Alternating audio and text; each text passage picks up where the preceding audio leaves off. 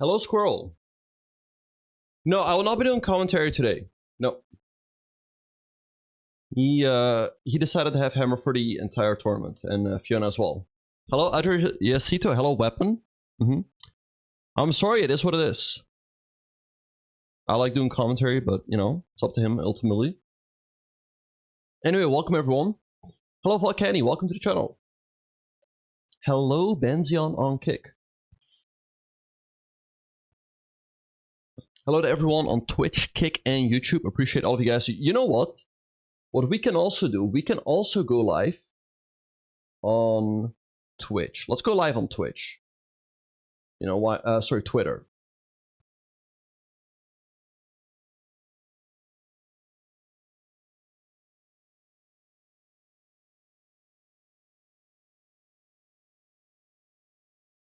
Why not?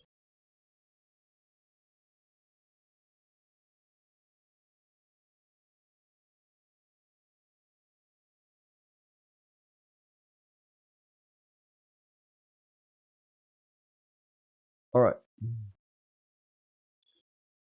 I don't. No. I don't think Hikaru will lose today. The question is like whether he will win. Now, the thing is, yesterday I think he should have taken more risk against Abasov with the black pieces. But let's have a look at the pairings, and then I'll tell you. I will just tell you guys what's going to happen. Can you ask me a question? Well, that was already a question right there, so you know that's already one. But sure, you can go ahead and ask another question.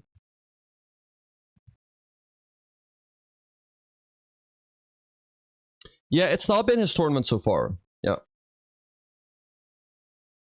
But you know, it's still a very long event. He can still come back, but he needs to start winning sooner. Yeah, very soon. You don't want to be in the bottom half for too long. I think Hammer's been doing a good job. The scare dude. Okay, but the thing is, if you don't win any games, then you're also going to be F-worded. Of course, like if you lose, it's tough, but drawing any games doesn't get you anywhere either. Hello, Informatters. It's pink. Oh, but keep it. Yeah, like I said, we're also live on YouTube, on Twitter, so we gotta keep it friendly. Yes, no, a win would be fantastic. No, he absolutely needs to win. Hello, Greenrick. No, the draw against Fabiano was a good result. The draw against Fabiano, if anything, slightly improved his chances. Of course, the loss against Vidit was, a disaster. That definitely worsened his chances. Uh-oh. Robert_J_Oppenheimer just cheered 300 bits. Hey BJ, did you miss me? Thanks, Robert, for the 300 bits. Thanks. Yes, we all missed you a lot, but it's great to have you here again. Yeah, Hikaru needs to win. Okay, so let's have a quick look at the pairings. And then I will tell you guys exactly what's going to happen today. Like, what you guys don't understand is that I have a 7th sense. I can look into the future, and I'll just tell you guys what's going to happen. All right. Okay, so let's get into it. Okay, so let's have a look at the pairings. All right, so round number 4. Okay, so Hikaru playing with white piece against Prek. Not an easy pairing. Hikaru got knocked out of the World Cup by Pragnananda. Pragnananda, he's showing that he's very original with his preparation. Here's the thing. Normally, Pragnananda is super solid with the black pieces, also with white. With this tournament, he has been, he's been taking quite a bit of risk. And I think Hikaru is not the type of player to do that against. I think Hikaru is the type of player to play it solid and then hope that Hikaru will do something crazy. That's kind of what happened in the game between Hikaru and Vidit. So I think this game should be looking pretty good for Hikaru. All right, then we have Nepo against Vidi. Vidi, very well prepared. So I'm going to say a draw. I'm going to say a win for Fabiano, and I'm going to say a win for Gucci Reza. Gucci Reza did beat Nijat in their last 2 classical games. Both were played at the FIDE Grand Swiss, both in 2023 and 2021. Uh-oh. Robert_J_Oppenheimer just cheered 1,000 bits. How is life treating you these days, Big Ben? It's pretty good. It's pretty good. Thanks, Robert. But yeah, of course, life is a lot better when you're here. It's always great to have you here. Also, by the way, hello to Ibarbin. When are the games starting? The games are starting in an hour and a half, but there is a 15-minute delay. So the games will be live in an hour and a half, or like an hour and 37 minutes. Oh, you're rapid. I mean, Benzion, what you have to do is just, you know, keep playing, keep studying, keep improving your openings, and I'm sure you're going to be on the right track. Hello, Infomatter. Huge W Bach in the chat. Good W Bach.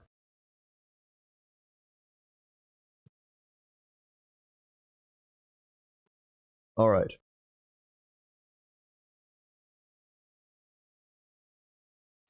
Okay. So okay, I'll put out a tweet of my predictions today.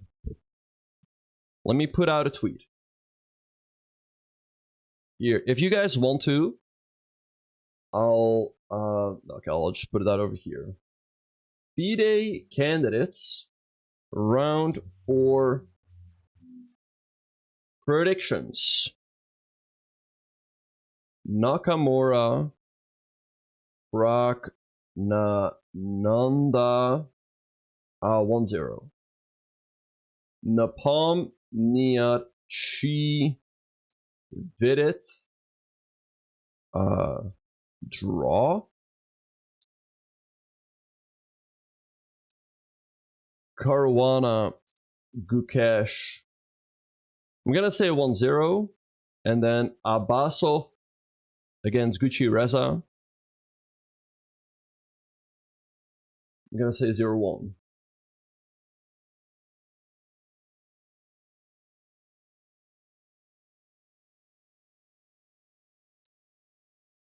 And then of course a big Twitter hack. You always have to ask people on Twitter, what are yours, so that they will engage with you.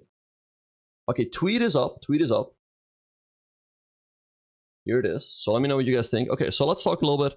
Hello, such are you? Good to see you. I don't think Gukesh will crush Fabi. Gukesh has been struggling a little bit with Fabiano. He lost quite badly to him in Vaikanze in 2023. He has been getting better though. His openings have been getting better and better every single time they've played.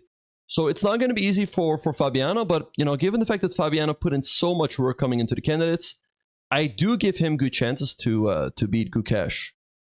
I mean, I think, yeah, you know, Fabiano always has a big edge in the opening. Yeah, no, here's the thing. No, Faruja's crazy. He's gonna go all out. Hikaru played super solid yesterday against Abbasov, but Faruja's gonna go all out. Now, what you have to keep in mind is the fact that I think Abbasov could be playing some games. In the sense that he's playing very solid. Also, yesterday he was saying he was not feeling well. The only reason I can think of why you would say that you're not feeling well is to try to provoke your opponents. He's already playing solid, showing that, hey, if you want to beat me, you have to take risks. Then he's also saying, like, hey, I'm not feeling well. Then that might provoke people to take even more risks. And Faruja, you know, he's definitely the type of guy to go for it. And, you know, he's going to go all out. He's going to go for the win. And, you know, if you take the candidate seriously and you prepare for, like, months on end, then I do expect that you have something with the black pieces against Abbasov to try to play for the win. Yeah, you know, Hikaru's number 3 in the world. I mean, come on, guys, come on. I mean, he just had a couple bad games. It's not like he's retired. I mean, come on, let's be serious, you guys.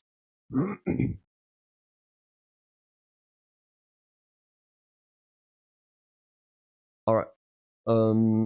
Okay, so let's see what's going on. Hello, Hassan. Hello in the kick chat. Hello. Was yesterday's draw on Baby Girl Bailey? I would say on both. First of all, okay, Abbasov has the white pieces, but he is low rated. So I don't blame him playing very solid. I think it's also on Hikaru to try to imbalance the game, even though he does have black. And of course, it's very difficult with the black pieces when your opponent wants to play solid. But you need to have something ready to try to imbalance the game. Like, here's the thing. Do you guys think if a 2600 Grandmaster wanted a draw with white against Magnus, that they would easily get it? I think not. I think Magnus would make him work for it.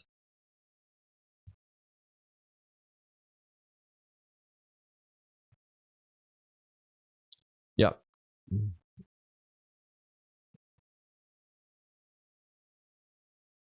All right, so we have some other predictions. Somebody is saying Nakamura Prag draw, Nepo Vidit 0-1, Caruana Gukesh draw, Abados Alireza 01. Alright, interesting. Okay. I've never beaten Magnus, no. We drew once in a Title Tuesday, and he beat me in the World Rapid Championship in 2016. Hello, Jay Walker. Thank you. Fabi Gukesh. Yeah, Fabi Gukesh might be a draw, yeah. True. Or, I mean, of course, also betting on Hikaru beating Prek is a little bit, you know, a little bit... I mean, the expected result often is the draw, you know? That's the most likely result.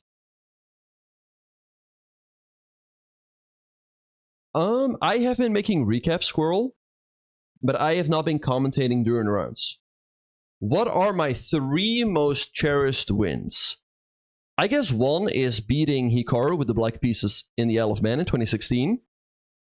The other one, perhaps beating Anish in the Champions Chess Tour in a match. And then...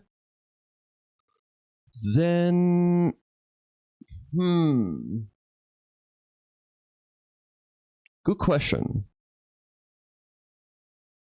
Hello, Little Bo. I mean, I guess I am planning on playing the World Championship, but yeah, I mean, beating Krishuk in the Chess.com Global was also pretty sweet.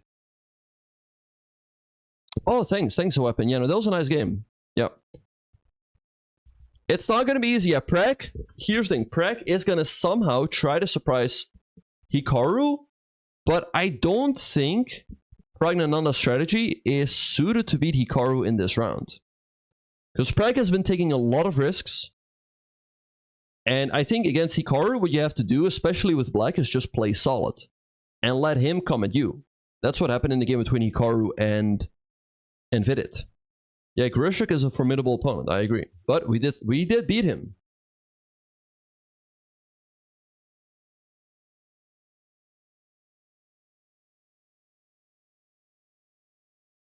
Also, if you're watching on Twitter somehow or X, let me know if there... I don't know if there's a way to engage with the viewers on X. Can people say hi? There's no chat or anything, right? I don't know how that works. Oh, there is a chat. Here, wait, let me show you guys. There is a chat on X. Look. Here, there's a chat. You can say something. That HelloFresh box is in the way. I'm sorry. But yeah, if anyone wants, feel free to say hi in the X chat. I didn't beat Magnus, no. Anyway. But yeah, we definitely have an exciting day ahead of us. Hello, Binosh. Welcome to the channel. Can I elaborate why Firouzja will go all out? Firouzja is playing with the black pieces, and he's playing against the lowest seed in the field. He has to take risks. Because let's look at the standings. Firouzja is in the bottom half. He is... Okay, Scene, I think Scene is fine. Firouzja, 1 point. He's on 6th through 8th place. A draw gets him absolutely nowhere. He has to win. He has to win. He's playing against the lowest seed. The lowest seed also admitted that he's not feeling well. If you're not going to go for it in this game, in what game will you? Right? Yeah, Prag did knock Hikaru out in the World Cup, but it seems like he has altered his strategy. Now, it did work out yesterday against Vida, but it kind of backfired in round number 2 against Gukesh. So I'm very curious to see how it's going to play out in this round, but I think Hikaru is not the type of guy to do those crazy risks against. But that's what I think, you know? 2016 versus Hikaru. What about that Jay Walker? I didn't play him in 2016. I didn't play him in Gibraltar. Played him in the Isle of Man. Yeah, no, Prag has been taking he's been taking a lot of risks. Definitely not what I expected. All right, welcome everyone. Hello, I'm Squirrel. Hello, Benzion. Okay, so we do have a chat on X as well. That's awesome. All right, so yeah, now I'm curious how this one is going to play out. Also, tomorrow is the first rest day, so you want to go into the rest day on a good mood. The players definitely want to try to strike today. Who do I think? What do you mean, Aman? Who do I think what?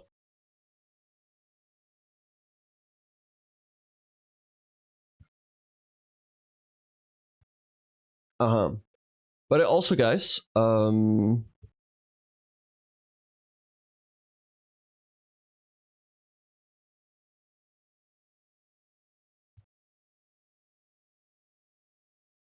Are you gonna be so bored during the rest day?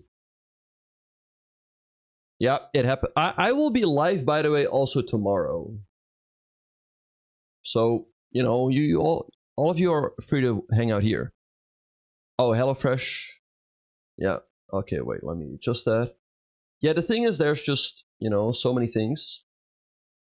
All right, let me put it over here. Rest day, yeah, exactly. Well, every day is gym day, guys. You got to work out every single day. Hikaru for now is in last place. Yeah, but the tournament's still very long, still minimum rounds to go. But that's what I'm saying. Like, he has to start winning sooner rather than later. Like, let's say he draws today and Fabiano wins, then you're already a point and a half behind. You cannot wait too long. We all know Wiz never. You mean before 7 p.m., yeah? Mr. Wiz, he always goes live at like, I don't know, 10 p.m. in the evening. Oh, Holger, good to see you. Willkommen zu mein Kanal. Who do I think is going to win between Hikaru and Prag? I put in my tweet, I think Hikaru is going to win. Specifically because Prag has been taking a lot of risks. But I'm curious how it's going to play out. I mean, Prag probably will be the first one to take Hikaru out of book. So Hikaru will have to think. And yeah, I'm curious to see what he's going to come up with. Stickers 1. Well, I understand what you're saying, Jake, but he was playing against the lowest seed. So if you're not even willing to take risks against the lowest seed, then, you know, it's not easy to beat the top players with white either. I think Hikaru has better chance at beating Abasov with black than beating, let's say, Fabiano with white or Ferrugia with white. Statistically, if Hikaru would take risks with black against Abasov, he should win a certain percentage of the time.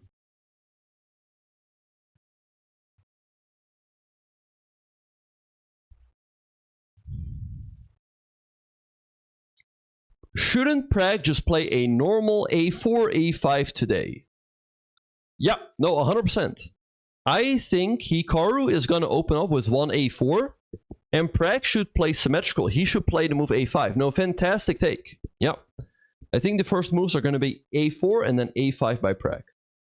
Hikaru will finish last. No, I don't think so. Yeah, it's all good. It's all good. Yeah, E4, E5. No, he's going to meet E4 with E5, but he's not going to do what he did yesterday against Vidit. He's going to do something else. But it's awesome. Yeah, no, guys, HelloFresh is amazing. All of this talking about the candidates is making me hungry. So let's have a look at what we have right here. Alright, subscribe to HelloFresh and use my code POCHF132759 to receive 16 free meals plus free dessert for life while subscription is active. Follow the link. Alright, so let's check it out. What is this right here? Alright, looks pretty nice. Looks pretty nice. Alright, so okay, wait. Okay, we're gonna put in my code. POC HF 132759. Okay, wait. Give me just a second. I have to make sure I'm not leaking anything or whatever.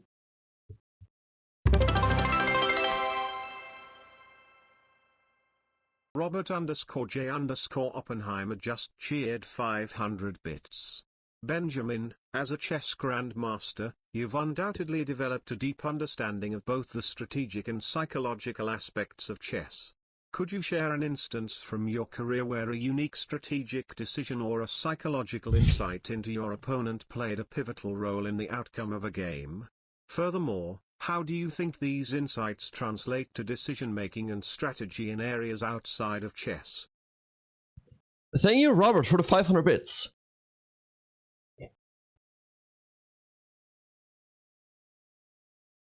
Good question. Good question. So, a unique strategic psychological decision that I made to be my opponent.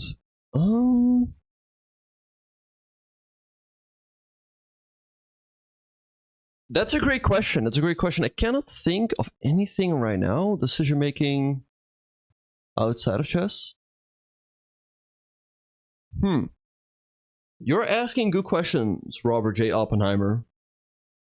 I'm just good at moving pieces on a chessboard. Man, what a... You're really putting me on the spot here, eh? That in your phone.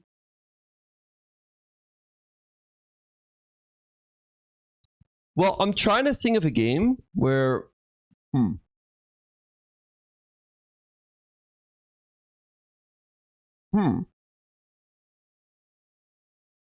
What a secret, yeah. Double Jared, I assume you were joking, right? But yeah, great username, Robert J. Oppenheimer. Yeah, I feel like the Caro-Kann is considered to be slightly second rate at the top level. People would rather play e4, e5 and then the Berlin defense or the Sicilian and then something like the Najdorf. But yeah, great question, Robert J. Oppenheimer. Well, I think chess players, you do learn to weigh risk reward, you know? And you can use that for, you know, let's say investing or stuff like, you know, predicting stuff. So that is how certain chess players use it. But damn, I can't think from the top of my head about a game where I really used something psychological to be my opponent. Exactly, there's been no world champion before the age of 2022. Bim Ben Z, yeah. Yeah, sometimes you really get put on the spot with a tough question and you're like, yeah. Oh, wait. All right, okay. So let's get back to HelloFresh. HelloFresh is absolutely fantastic. So let's look at this right here. Now, all of you guys can get a big discount. Now, the great thing about HelloFresh is the fact that, you know, they have something for everyone. They have meat and veggies. They have veggie, family friendly, fit and wholesome, under 20 minutes, and pescatarian. What is HelloFresh? Great question. HelloFresh is the #1 meal kit for people in America or people all across the world. All right, okay. America's #1 meal kit that will make you enjoy the most delicious meals with fresh ingredients and chef-crafted recipes at a price you will like. Delivered right to your door. 3_it_a_time just cheered 569 bits. Yo Bok hit 2,500 blitz on Lee Chess for the first time today. Chess Cadaver. Oh, that's awesome, 3@a time. Well, congrats. Thanks for the 569 bits. And that's fantastic. That's really good, 3@a time. HelloFresh also exists in Europe, yeah, but my campaign signups will only count if you're in the US. But yeah, so long story short, HelloFresh basically is a meal kit. They put everything in a box for you. They deliver it right in your doorstep, and you can just take the ingredients out. You only have to cook them up, and it's great food. Yeah. Oh. Robert_J_Oppenheimer just cheered 420 bits. Benjamin, as a chess grandmaster, precision and careful planning are key aspects of your game. In a similar vein, companies like HelloFresh focus on providing meticulously planned and portioned meals for convenience and health. How do you think the principles of planning and strategy in chess can be applied to everyday activities like cooking and meal planning? Do you see any parallels between preparing a winning chess strategy and assembling a perfect meal? Well, first of all, to win in chess, you need to have energy, right? And how do you get energy? By eating good food. You need to have good meals before your games. And again, with HelloFresh, you can get whatever you want. Now, also, as a chess player, you have to think ahead. You have to think many steps ahead. So with HelloFresh, they will plan out your entire week. You can have boxes for 2 people, also for 4 people, and you can have 2 meals a week, 3 meals a week, 4, 5, 6, really, whatever you want. Like, let's say you have a big family, You can do 4 people, 6 meals a week. Look at that discount you're getting here. $143 off. $143 off. Furthermore, whoever signs up for a HelloFresh will get an on-stream lesson. So if you sign up for a HelloFresh, let me know. I will go to your chess.com profile. I will see what you are doing wrong, and I'll let you know what you have to do to improve. So you're basically getting a lesson on stream, and you get a big discount. It's win-win-win. Yeah, no, that is super cool. I agree. Hello, Gucci. Great to see you. So guys, follow the link. Now, the great thing also about HelloFresh is that if you don't like it, you can cancel your plan at any time. Now, like I said, you get the biggest discount if you get the biggest box for 4 people, 6 meals a week. You can also, you know, if you want to, let's say you're living alone or you're living with your girlfriend or your significant other, you can just do 2 people, 2 meals a week, and then you're only spending $22. Very risk-free. Yeah, exactly. If you sign up for HelloFresh, I will give you a free lesson. I will go to your profile, I'll look at your games, I'll see like, hey, you're doing this and this and this wrong, and this is what you have to do to improve. Well, I'm pitching it right now, Tandem Boy. Sign up right now for HelloFresh, and you will get a free on-stream lesson. Yes, it's US only. All right, and like I said, they have something for everyone. They have meat and veggies, veggie, family-friendly, fit and wholesome, under 20 minutes, pescatarian. So let me see. What are we going to do? When will you get the free on-stream lesson? Honestly, you have been supporting so much that I can go to your profile and see what you need to improve upon. But you will get that lesson even sooner if you sign up for HelloFresh, Robert. This only one way to try it out. Follow the link, put in the discount code, and see if it works. Please, no more ads. Just letting everyone know, by the way, if you're getting hit with an ad, feel free to go over to Kick. There's no ads on there. And you can just keep watching the stream. Hello, Ellis. The card game he lost to FIDE, that was not a good game. He's gonna have to do better than that. I think he just took many weird decisions.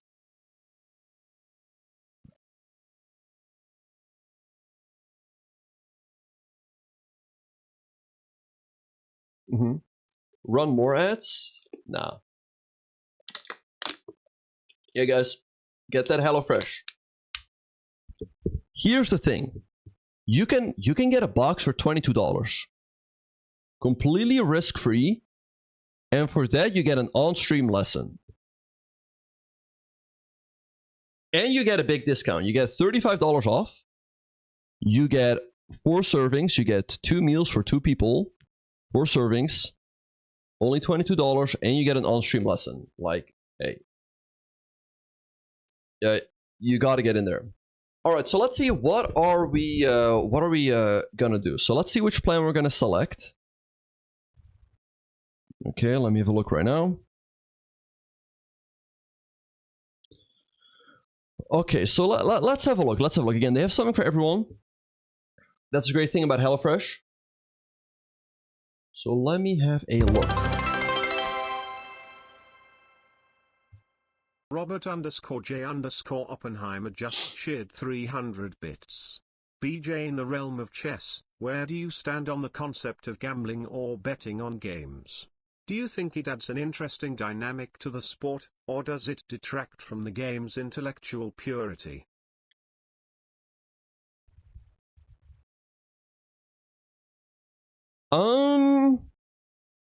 I mean, well, first of all, hello, LaFon. Good to see you.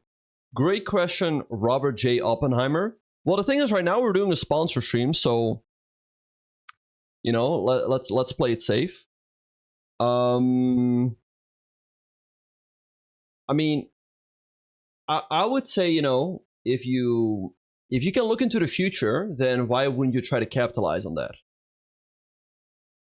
If you sign up for HelloFresh, Lafong, I will give you an on-stream lesson. And by the way, sorry, just to be clear, everyone, what I mean with an online lesson is I will go to your chess.com profile, I'll look at your games, and I will tell you what you have to improve upon. I mean, I guess I could also jump on a quick Zoom call with people, but that is more what the That is more what the lesson entails.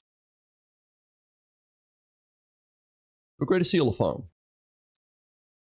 What score do I think I would get in the candidates? I would score like 12 out of 14 and crush the field.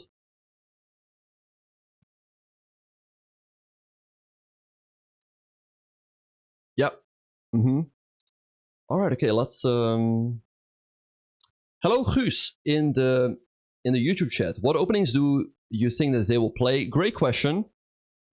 Let's have a look. I think. Okay, I think Hikaru is just gonna play 1e4. That's what he's been preparing for this event. Nepo 1e4 as well. Fabiano 1e4 and 1d4 in Abaso. That's my prediction, but we'll see how this plays out.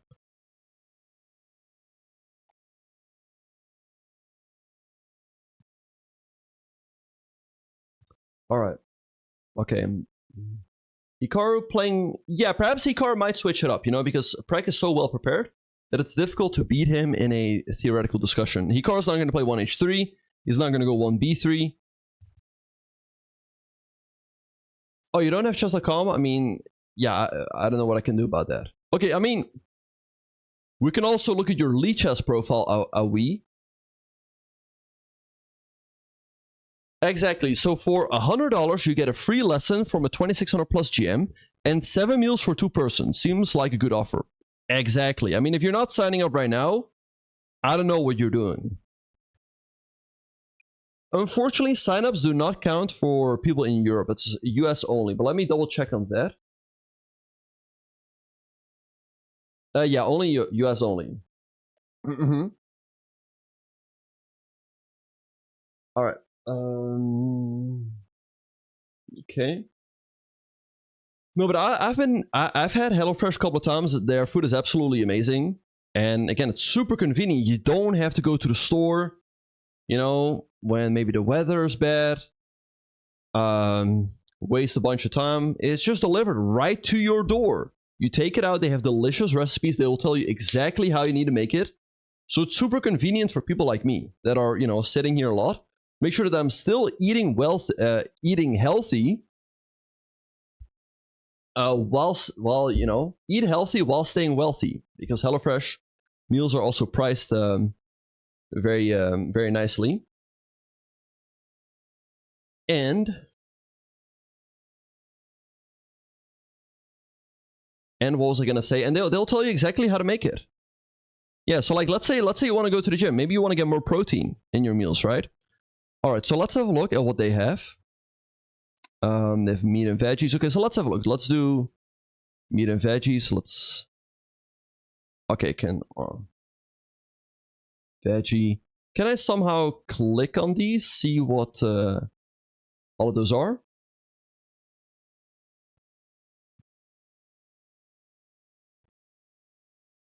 But yeah, they have delicious meals. I'm not having a stroke, yeah. No, I'm good. Don't worry, please. Let's see.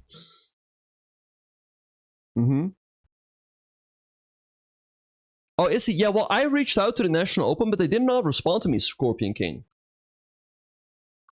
Yeah, okay, we can do that maybe in the last step. Alright, so let's see. I want to get a lot of protein. I want to get a lot of protein. Meat and veggies should be good for that end. I don't want to do just veggies. No. Family friendly, fit and wholesome. Under 20 minutes. Let's do meat and veggies. Sounds good. Let me see, by the way. Wait 1 sec.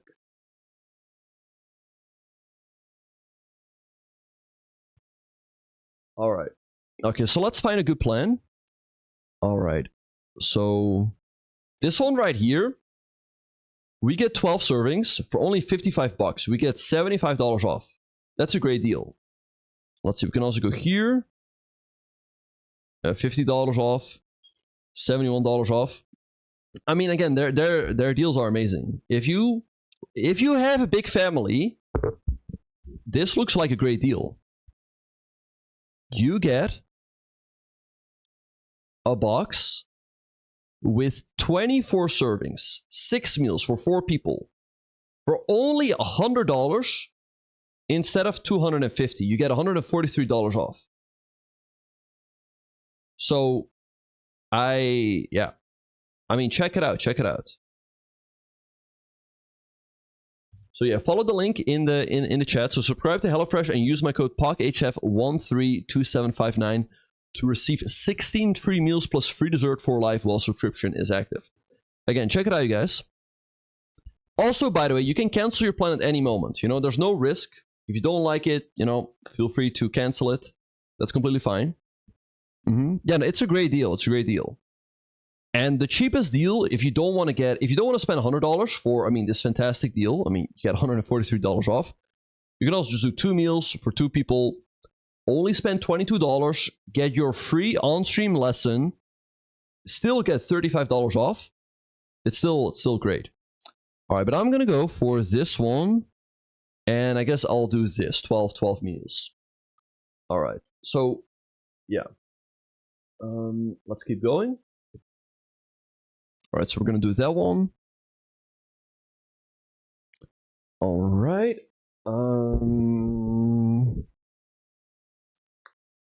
Let's see. What are we going to do?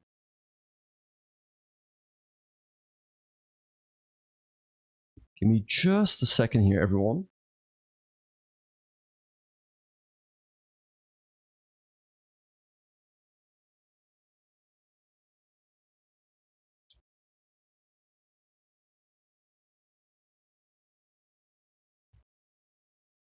Give me just a second here.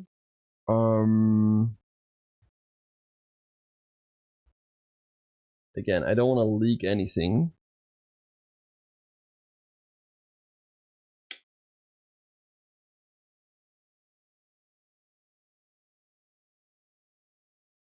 Because the box is going to be delivered to my home.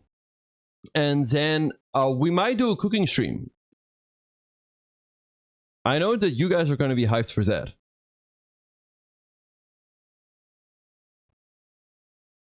So yeah, like I said, I have to fill some stuff out.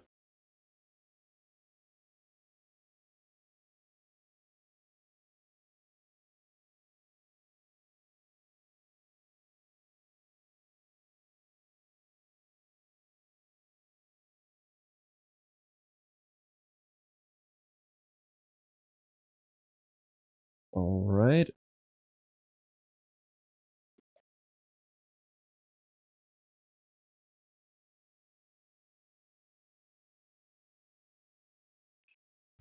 Give me just a second. And then we're going to order the box.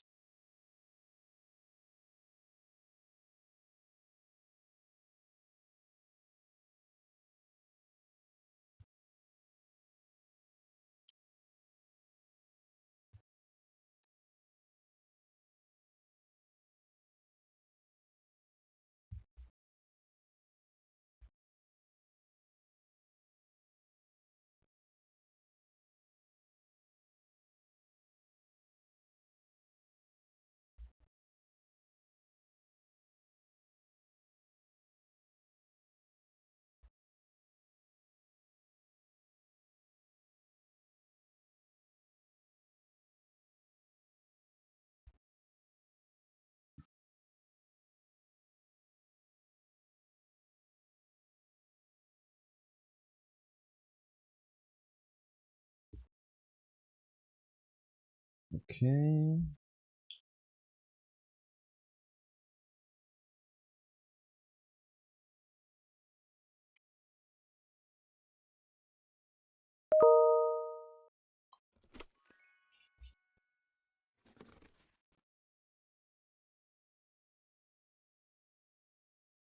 All right. Okay.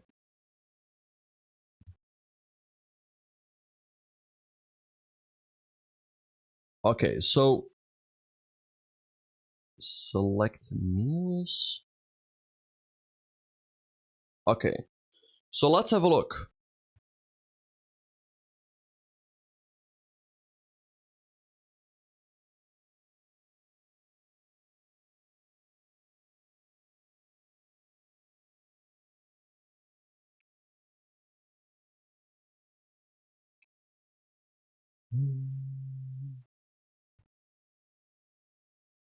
So let's have a look at the meals they have here.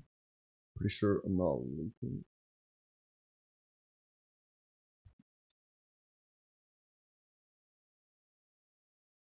Okay. Let's have a look.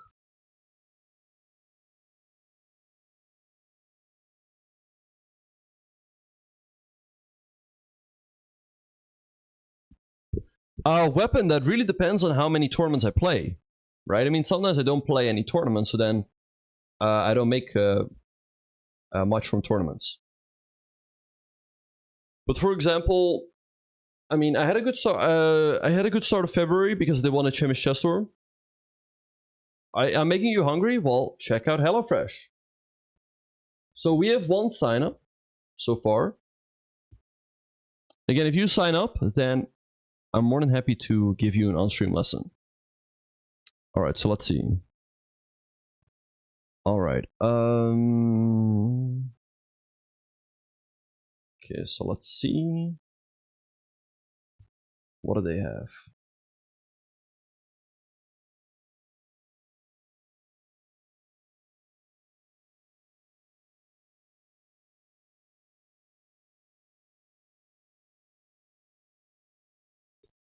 You can just send me a screenshot or maybe something like that, Tanda Boy. Oh wow, that's nice. That's a nice weapon. All right, so let's see. What do they have? They have turkey tacos. Okay, looks nice. This looks nice, and it's very easy to make. Belgian waffles with maple pear compote. Huh. I think I'm gonna go for this one. Okay, and let's see. What are we gonna throw out? We are gonna throw this out.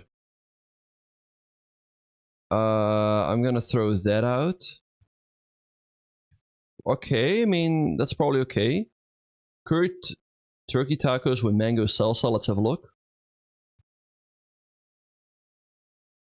Ah, wait. I cannot. Can I click on this? Okay, let's have a look. All right. Total time 50 minutes. Calories 630. Difficulty easy. Okay, looks nice. This ready in a flash spin on taco night is an all harmonious flavor pairings. Hearty ground turkey spiced with our warming curry blend. Tangy spicy sweet mango salsa and smooth savory cumin spiced crema. Bring everything together in warm flour tortillas and make take mealtime to the next level with a fresh tropical twist. All right, nice. So they have cilantro, ground turkey, chicken stock, curry, mango. The mango sounds nice. Pico de gallo, or however you pronounce it, chili flakes, yogurt. I don't know. Cumin, flour tortillas. I don't know. Maybe I didn't pronounce it the right way, but looks nice. Looks nice. All right, so I'm gonna add those. These look good. These look good. We're gonna add these. The waffles look good too. Again, it's super easy to make. These look nice for breakfast. If you love the way the crisp pockets of toasted Belgian waffles, the thick, fluffy kind, hold onto syrup and other toppings, you're in for a treat. You'll top these waffles with homemade pear cinnamon maple compote, swirled with butter and fresh lemon juice. Round out your morning meal with a creamy maple yogurt parfait, sprinkled with nutty almonds and chewy, sweet-dried cranberries.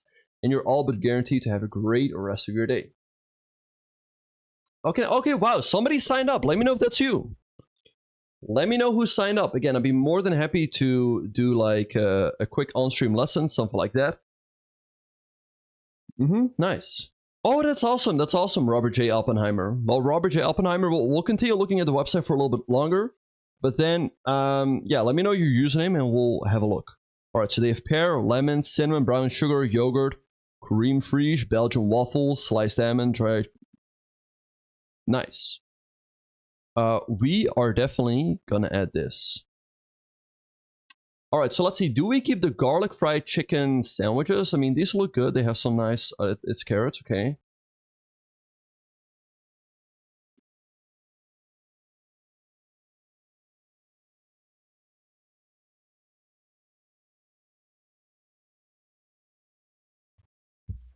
Mm-hmm. All right. Okay, let's see. Asparagus, description. Okay, they have carrots, potato buns, panko, breadcrumbs, garlic powder, chicken cutlets, sour cream, mayonnaise, honey Dijon dressing.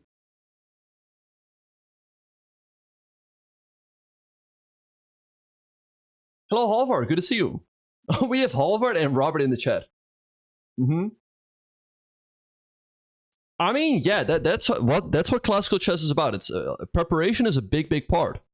Of course, like, you know, that's what they spend all their time on. Hello, Summer. Mm-hmm. Hello, also by the way to everyone in the YouTube chat. Hello, Aman Gupta. Yeah, no, that it's pretty interesting to see FIDE go bishop g4 and then bishop h3. Mm-hmm.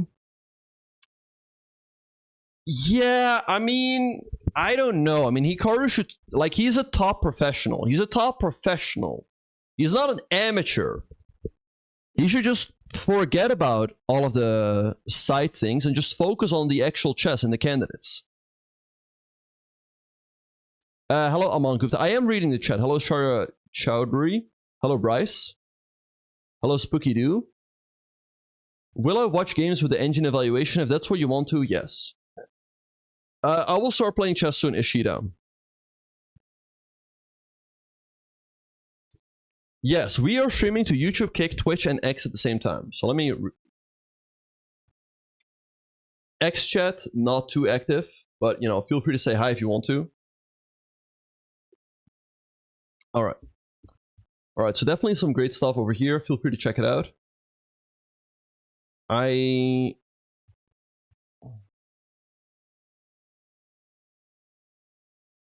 Yeah, so let's see. Are we gonna get this one?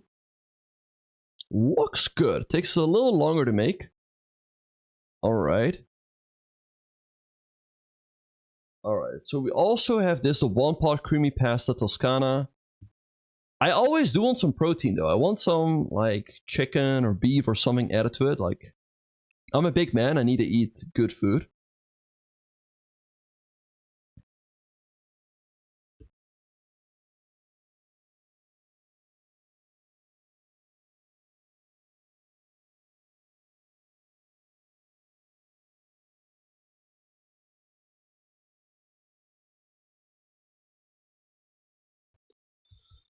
Meatballs with bulgogi sauce. Nice. Spicy coconut. Okay. Cheesy. Okay.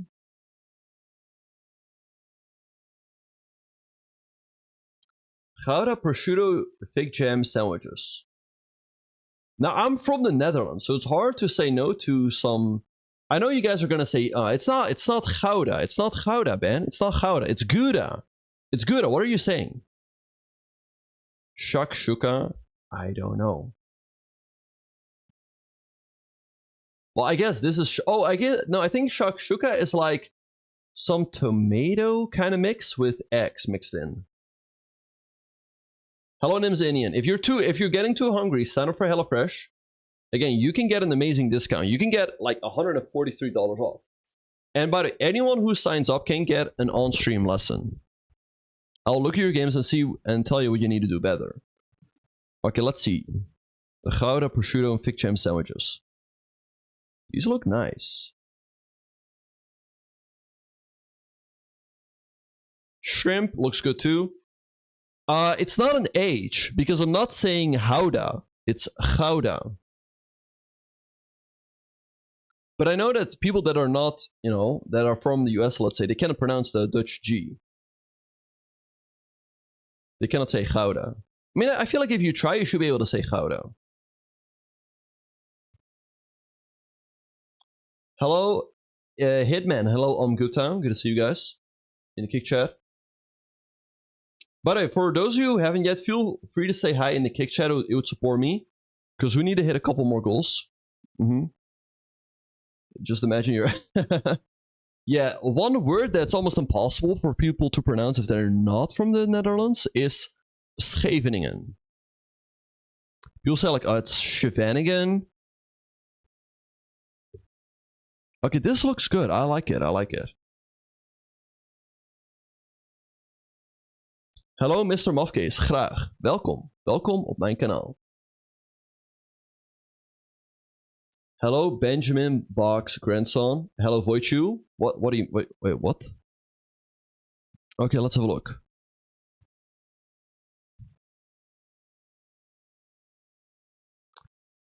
Alright. Okay, so let's see. Right now, I have the turkey tacos. Those look good. I have the Belgian waffles. Those look good as well. And then, just a second. And then the, yeah, I like the Gouda prosciutto and fig jam sandwiches, and they should be easy to make. So let's add those to the mix as well. And then I guess we'll throw out the garlicky fried chicken sandwiches. Because we can only choose 3. So we have to throw something out.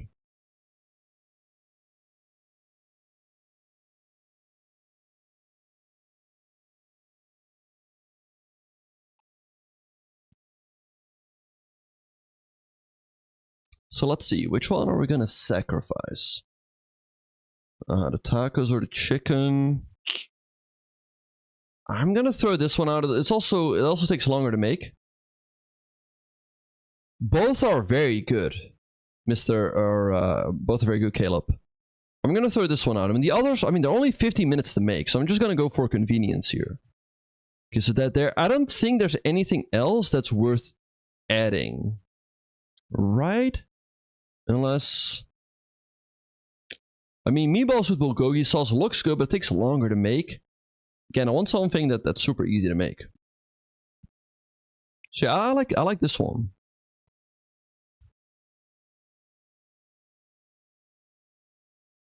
Cheesy chicken and guac sandos. These are decent. Let's have a look. These look good. They're only 10 minutes to make. Brioche buns. Yeah, this is a sponsor stream, Squirrel. This is a sponsor stream. When is the candidate starting? The candidates are starting in 34 minutes, but the games are delayed, so they will be live in like 50. All right. Okay, so I guess I'll just order what's in the card right now, and go from there. All right. I mean, I don't think there's anything that's worth throwing in there. I mean, I think these are veggie. Yeah, I guess I'll just go with what I have. I mean, we got some nice breakfast. The Belgian waffles with maple pear compote. Maybe these. I mean, these are all right. I'm not crazy about them, or... So what do we think, chatters? Do we throw that one out for... Let's see, what is it? The cheesy chicken and guac sandos. By the way, also if you have kids turkey cucumber roll-ups. Throw out the turkey, maybe.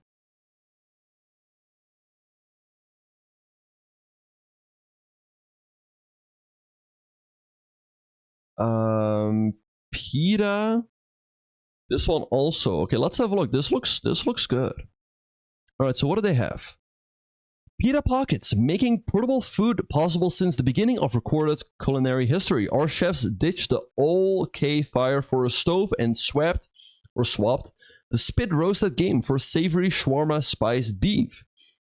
Sauteed with plump gold raisins, it's all tucked into a fluffy warm pita pocket layered with quick pickled red onion and a tangy lemon cream sauce. With a side of crunchy blue corn chips for swiping up and any tasty loose ends, you're good to go or stay. No hunting and gathering required. Alright, nice. I mean, honestly, let's maybe get this instead of the... Yeah, honestly, I'm gonna get this. And I will throw out the turkey. Yeah, what do we think? Throw the turkey. Not an easy decision though, but that's what we're going to go for. All right, so I'm just going to order this, and yeah, should come in pretty soon. Exactly. Yep. All right. Okay, so let's order this stuff. Wow. Okay, what I forgot. Wait. Look at this. We get a free item per life for life. Oh wait. So the limited terms apply.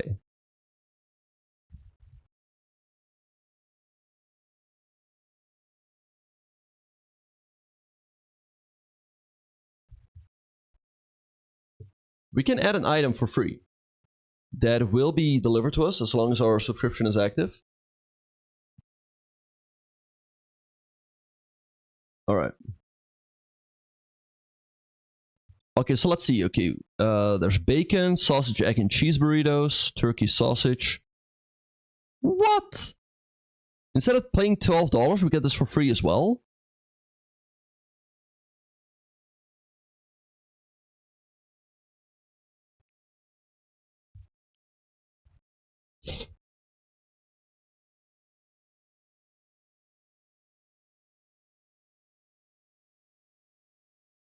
Strawberry swirl cheesecake looks awesome. It does, it does.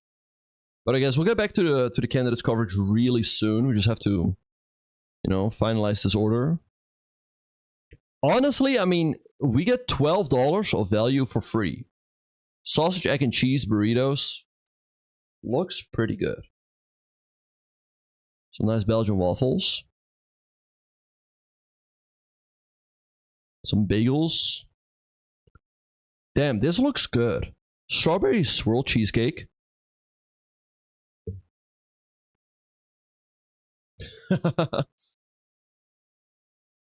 Everyone's like, no, I don't care about the candidates. I only care about this food. Okay, let's have a sausage, egg, and cheese burritos.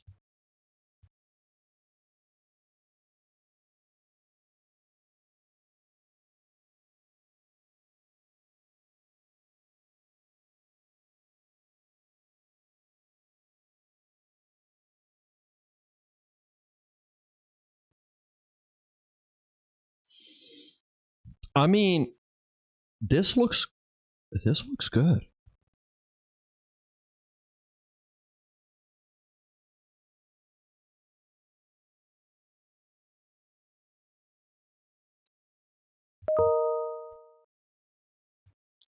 He is not going to withdraw. I'm pretty sure it's in a contract. And also, I mean, it's still good content for him to play the candidates, even if he's not really in contention. Hello, Doc Smitty. Welcome to the Kick channel.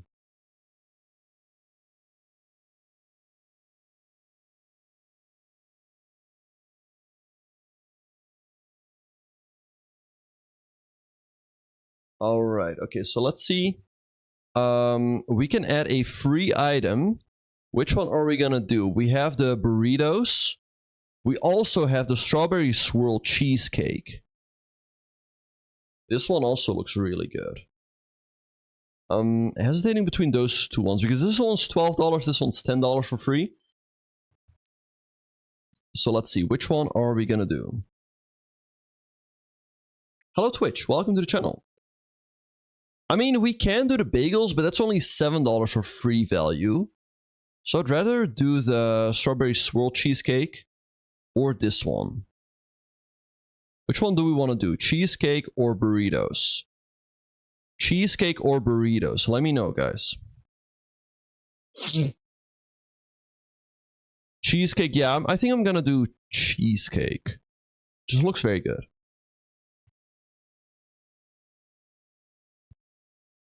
Okay, let's add that. All right. Okay, yeah, everyone's saying cheesecake, cheesecake, although some people burrito, cheesecake. Yeah, let's go with cheesecake. All right, and yeah, again, that is added to your order for free. As long as your subscription is active, that will be added for free. So you can cancel your plan whenever you want, but you know, if you keep the plan active, you will get a free item every week for free. All right.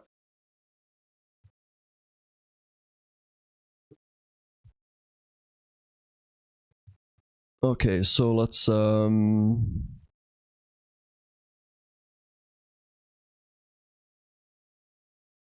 okay, I confirm my order. And just to summarize, everyone, I'm getting this order for only $60 instead of paying 120. Like, I can show you guys. Look. I'm paying only $60 and it's instead of 120, so that's awesome. Anyway, let's get back to the chess. All right, let's get back to the candidates.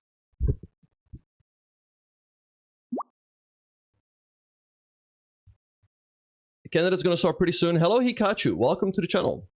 Hello, Psycho. Hello, Seymour Beaver.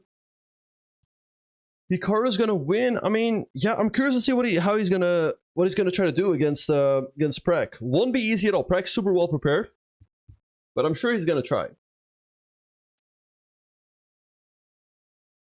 By the way, guys, just as a quick note, I'm trying to push for the kick program. I need 135 more people just to say hi. Follow and say hi. Just say hi. That's all what we need in the kick chat. So feel free to go over to kick and say hi. That will support the channel. You're predicting Hikaru to play c4. That's what he played against Prek in the World Cup. That's actually the game he lost, and that's why he got knocked out. That's why Prek partially is in this tournament. Hello, Spooky Doo. I mean, here's the thing. Okay, guys. There's been this big discussion going on Twitter or X. Whether people want to watch games with or without the engine, or with or without the evil bar. Now, the thing is, if you're a good commentator, the people should not be able to tell.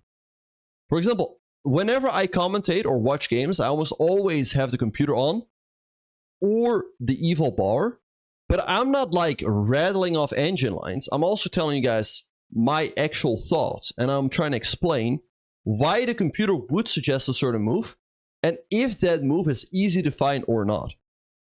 But if you're a bad commentator, you'll say like, oh, he just has to go knight h7. You know, whereas like that move might actually be super difficult to find. Like, oh, he just has to do this, you know? Whereas it might be a super difficult move. I mean, I think there's nothing wrong with showing... Hello? How's it going?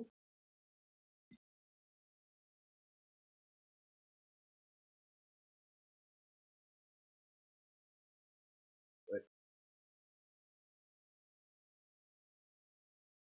Yeah, he's a good boy, yeah? It's not a cat, it's a dog.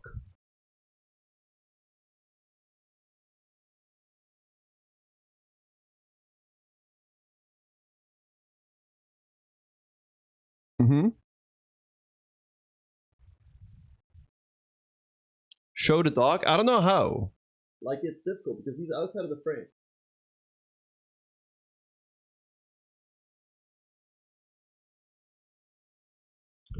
Yeah, who's a good boy, huh? Anyway.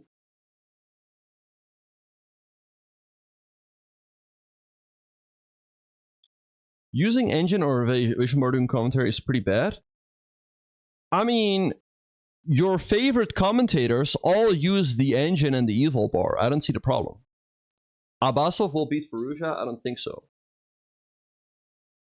I put out my predictions. I think Firouzja is gonna win. He's gonna go for it. And yeah. He might be debugger. He might be encouraging him to, you know, do some crazy stuff every game. Hello, Poppy Ironic. Hello, Chess Ninja. He just has to go. Yeah, exactly. Hello, GM Anime. Hello, Hunish. Hello, Salam. Hello, Setra Jew. Let's see. There we go. Some more chatters. There we go. We need 131 more. Hello, Mortal Wombats, for the 2 months on Twitch. Thank you. Appreciate it. Yeah, but the thing is, I don't know if Abbasov is just saying those things to provoke his opponents. Here's the thing. What more? Thanks, by the way, to Hunish for gifting us up to Pappy Ironic. Because Abbasov is the lowest seed in the field. right? Already that's a reason to take risks for Fallujah, especially if now he's also saying that he's sick, right? So I think he's just trying to provoke Fallujah. That's what I think. That's what I think. I think what Abbasov is doing is his best strategy. He's just going to play super solid. If somebody plays solid as well, he's just going to make a draw and tell them like, yo, you know, if you want to beat me, you have to take risks. Hello, Scotty. Welcome to the channel. There we go. Another chatter. 130 more. Come on, get in the kick chat and say hi. That's all we want. All that we need. Hello, D the Nuts. Is that why Fallujah beat Shaq? Hello, M Garmania. Well, this is by the for the kick chat. He said that only to Hikaru. Yeah, but sometimes that's a thing as well. Like, let's say you make a boring draw with white. Sometimes people are like, you know, I'm sorry, you know, I was not feeling well. Instead of being like, well, I just made a draw because I didn't want to. Okay. Here's the thing. Like, it could be used as an excuse to, yeah, make a boring draw with white. He's not from Uzbekistan, he's from Azerbaijan. Rajabov is a good player, but I don't think he's on his team. Yeah. Exactly, yeah. But by the way, guys, just to reiterate, we are doing a sponsor stream for HelloFresh. Check them out. If you sign up for HelloFresh, you get a big discount, up to like $143 off. And if you do, you can get a free on-stream lesson. So Robert, if you want to get that lesson, let me know your username and I'll have a look at your profile. Hello, Blue Chest, welcome to the channel. Oh yeah, oh, you guys were talking about Noterback, okay. Sorry. Hello, Broken Toaster, welcome to the channel. How many years until we see a female world champion?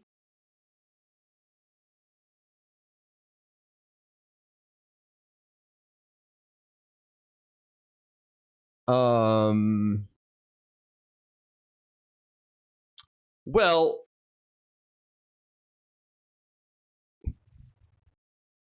okay, but you can say 124 years, but you'll probably not be alive in 124 years. So you will not see one. Okay, hot take. I don't think we'll have a female world champion in this lifetime.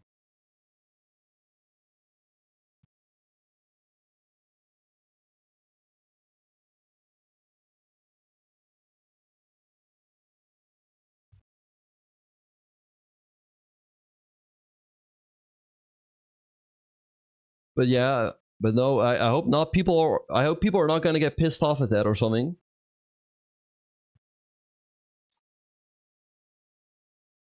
Outrageous take! You're gonna get cancelled. No, but I mean, in all seriousness, if you look at the top players right now, the best women in the world is number, what is it? Let me look. So women. Yeah, so the top woman in the world is Hao Yifan, and she doesn't play chess much anymore. Her rating is around my rating. She's like 2632. Then the next woman is June 2550. That's almost 300 points less than Magnus, like 250 points less than Fabiana. So the gap is just humongous at this point.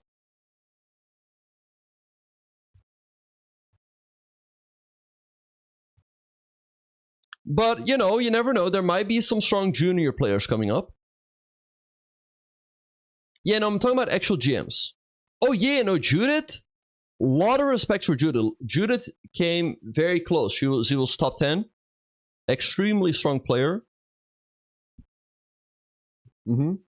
But yeah, the question is, will we have another Judith Polgar? Okay, congrats, Caleb. Hello, Psycho Snell. Hello, Ephra Lord.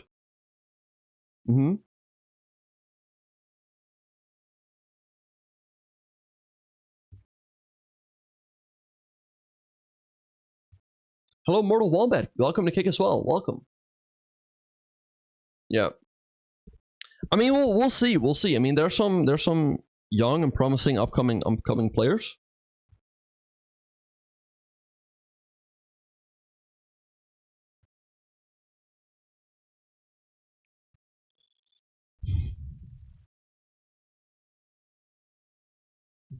Oh, the player that scored for you. Wait, who is Dutch that plays for Mickey van de Ven? Never heard of that player.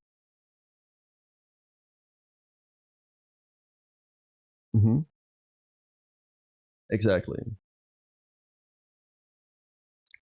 Right, but it might take a long time. Like it might be a junior player or player that has not been born yet, right now, and they might become a top player in 20 years. You know.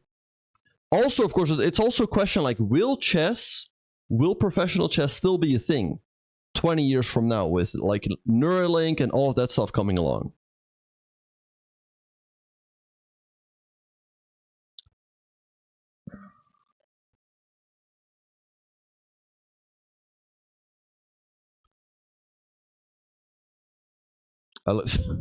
Caleb. What are my predictions for today? I put in my tweet. So for today, I predict the following. I predict a win for Hikaru, draw between Nepo and Vidit, win for Fabiano, win for Faruja. Let me know what you guys think. Check out my X. The truth is being tweeted every day on X. Check it out. Oh yeah, no, there's a very strong junior player from, I believe, England. Mm-hmm. So yeah, I'm curious to see how far she will get.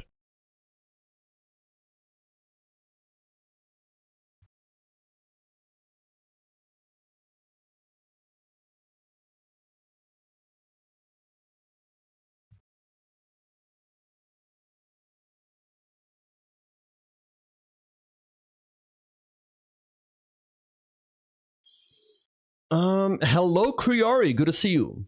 Yep. Kriari, can you sign up for HelloFresh? Because here's the thing, Kriari, you're living on campus. You don't want to eat stinky campus food every day. You want to get some good, nutritious food. So get that HelloFresh so you will do well in your chess games. And it supports your favorite streamer. That goes for everyone. Well, this is a sponsored stream, FX. No, but I'm telling you guys. No, but here's the thing. It's win-win-win. You get a big discount. You can get up to $143 off. That's right. That's right, Kriari. It supports, yeah, it supports your favorite streamer. Mm-hmm.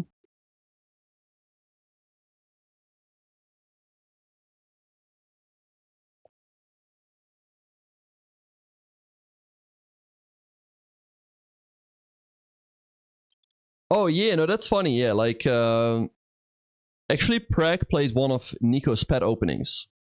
Candidate starting very soon in like, in 13 minutes, but the games will only be live in 28 minutes. So we're going to stick around for a little bit. We're going to watch the games, see what's going on. Hello, Strong. Welcome to the channel. Hello, Momo Lai. Who does Hikaru have today? Hikaru today. Hello, Johnny D. Great to see you, by the way. Hope you're doing well, my friend. Hikaru today is playing with white piece against Pragnananda. Now, keep in mind, Pragnananda is the player that knocked Hikaru out of the World Cup last year in 2023. And that's also the tournament through which Prague qualified.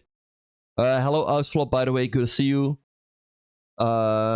Sarcasm skills. Is there a delay? Yes, there's a 15-minute delay. Mm-hmm.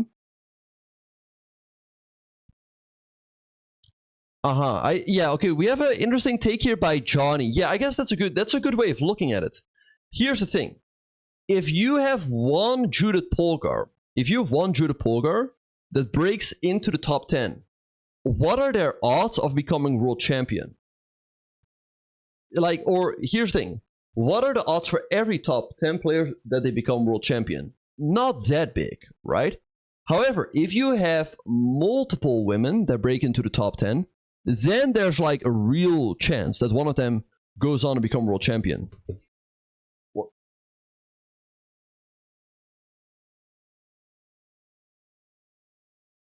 Judith would have won this candidates easily. Yep.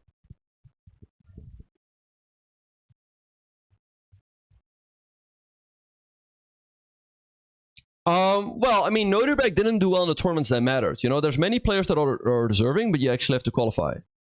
Hello, Ravia. Good to see you. All right, so we're gonna watch the games. Wait, what is this? Chess Ninja is doing a game. Wait, he said EGM Hikaru, good luck today. Hikaru was not in the chat, right? Was he?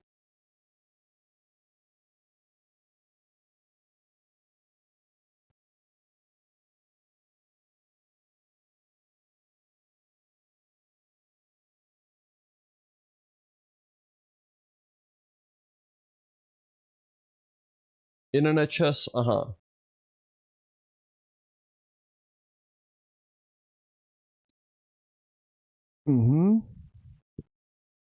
Okay, in this chess term. Okay, so it's that. No EC, no ECS. Okay, Chess Ninja, I'm gonna say, wait, it's 1, 2, 3, 4, 5, 6, 7, 8, 9. 9 letters. 9 letters. Huh. Let's do an N. Is an N in the word Chess Ninja? Well, out flopped. I think definitely in his white games he's gonna try. So he's definitely gonna try today. N, okay. So the word ends with an N, no ECS. Okay, let's see. What can it be? A chess term, yeah?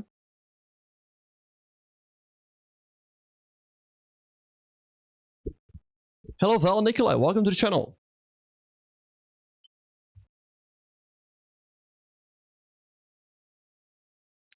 What can it be?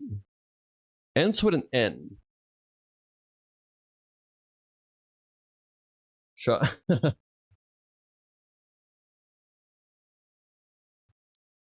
Right. Well, I mean, that's a very weird way of looking at it, retired 410k chatter. Gukesh deserves to win this candidates because India deserves another world champion. Well, I look at it this way. I think the person that deserves to win the candidates is the person that plays the best chess.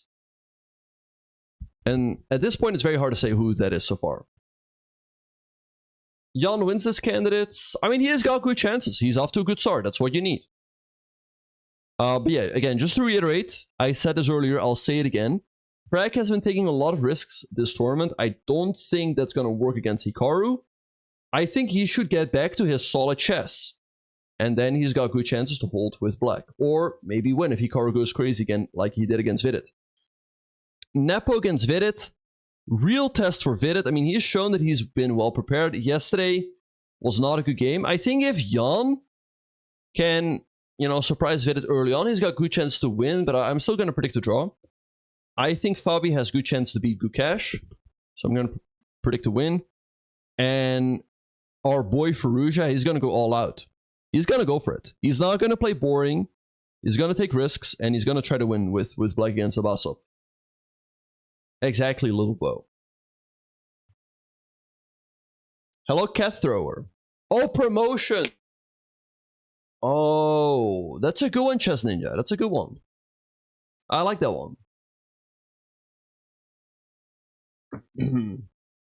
Man, I'm getting pretty hungry, eh?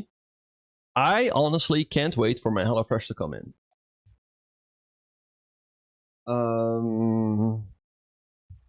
Alright, I'm getting pretty hungry. Okay, so give me just a second. I'll be right back, but oh. Hello. Hello, buddy. How's it going? Wait. What? Well, that's a bit of a hot take, Scorpion King. Hikaru's had a very good 2023, didn't lose a game. Lose one game, and now you guys are like, oh, he's finished. Well, anyway, I'll be right back. Give me just a second. Again, feel free to say hi, you know, wherever you're watching. If you're watching on Twitch, Kick, YouTube, or X, say hi in the chat. And, you know, I'll say hi back.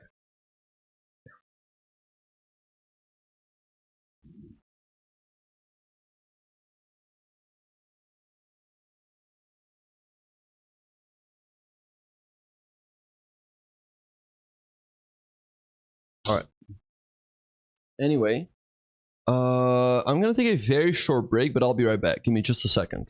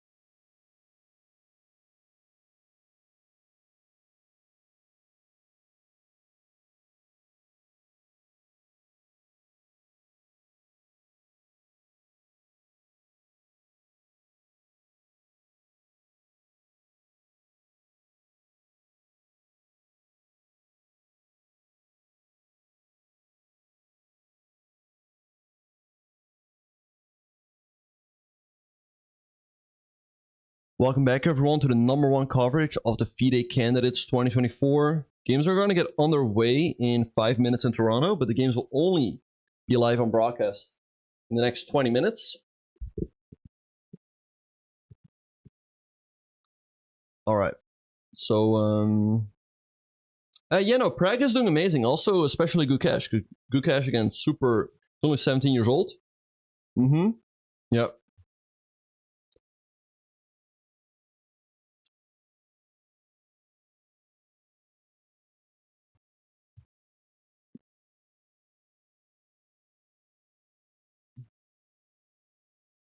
Uh-huh.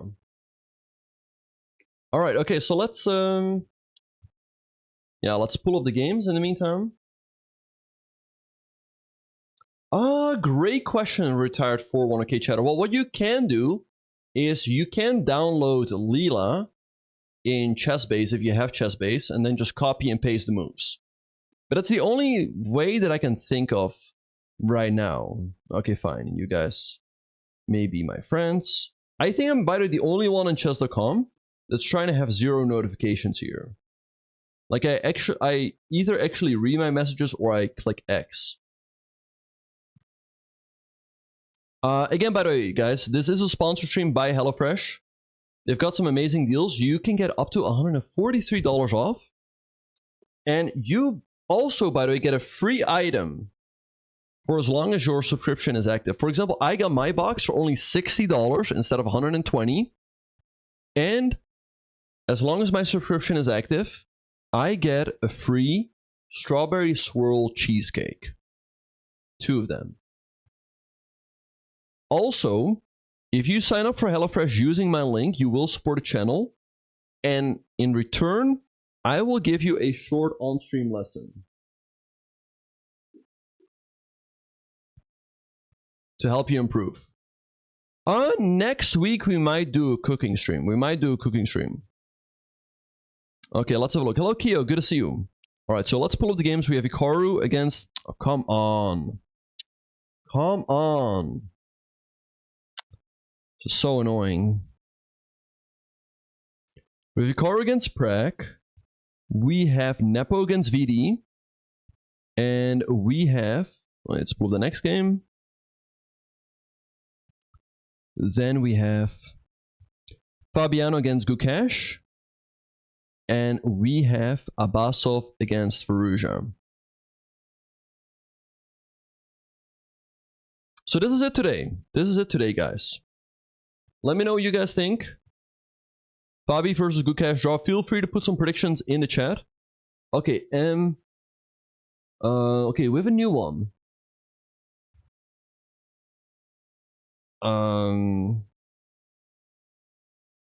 Wait, what is this? M blank blank R blank blank A blank blank.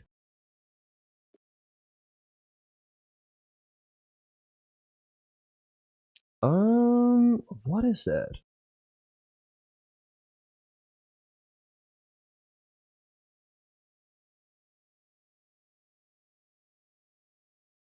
Related to chess in a way. Not directly though. No N.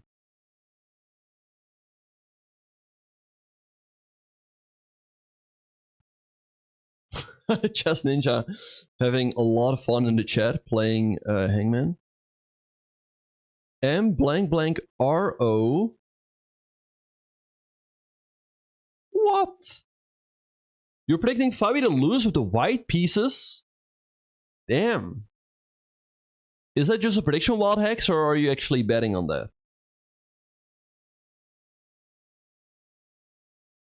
It's related to chess, but not directly. That is a pretty wild take, yeah. Let me...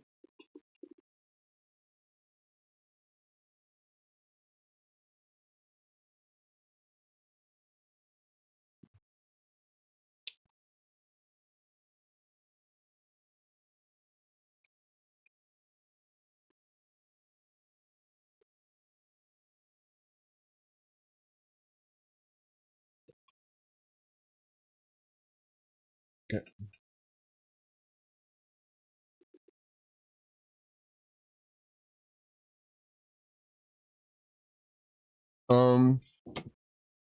Microwave. Microwave.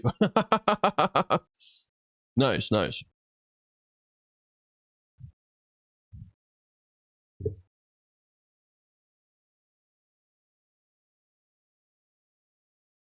I don't think Karo's gonna lose. No. But you never know.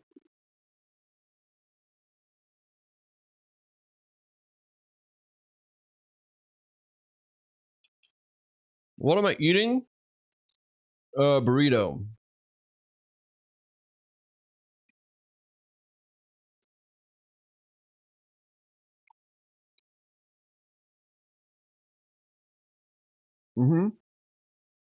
Yeah. Now keep in mind, Gucci, it's still very early on in the tournament. Also, Abasov did have 2 games with the white pieces. Hikaru had 2 games with the black pieces. How long until start? The games in Toronto have started.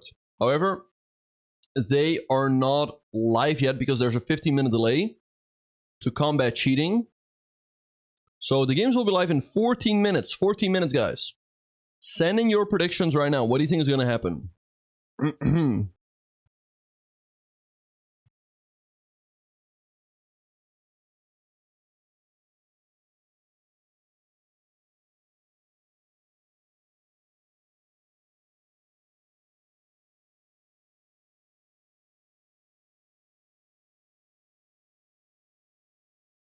You think Magnus wins? Well, Magnus not playing.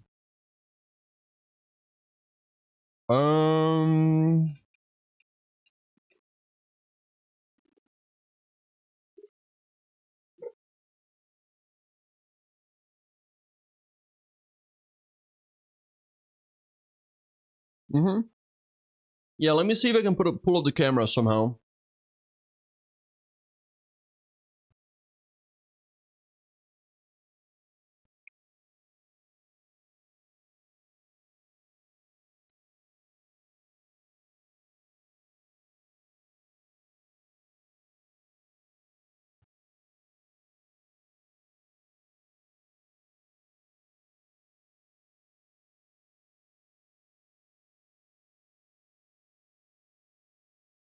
I don't see any cameras anywhere yet, neither on the FIDE stream or the chess.com stream.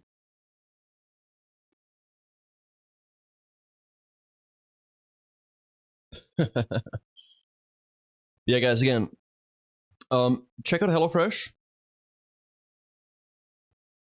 Right.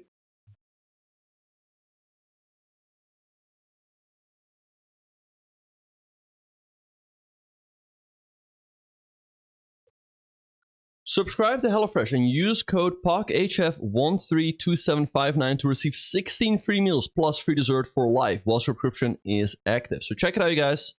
I mean, their food is absolutely amazing. They just put it all in a box for you. It's delivered on your doorstep. There's barely anything you have to do. You don't have to go to the store. And their meals are really good. And again, you get a big discount. Because, for example, you can get a box with, like, I think it's 24 servings that would normally be worth $250. But if you use my discount code, you can get it for $107. So you get $143 off. And also, you will get a free on-stream lesson. I'll go to your profile, tell you guys what you have to do better. And that way you can improve. The signups only count for US users though. So yeah, keep that in mind. I think HelloFresh is also available in the UK.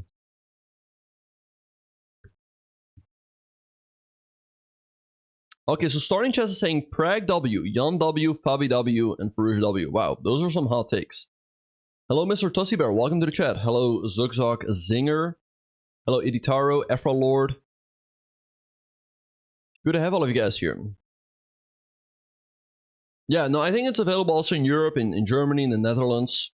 Yes, I just ordered a box. I'm looking forward for the box to come in. No draws is a hot take. Yeah. Yeah. HelloFresh is everywhere. The promotion only counts for US signups. Yeah.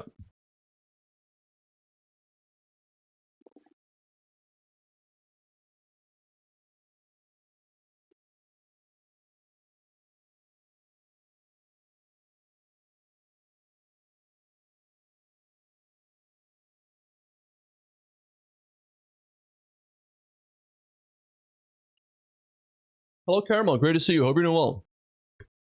All right, I don't see any cameras just yet.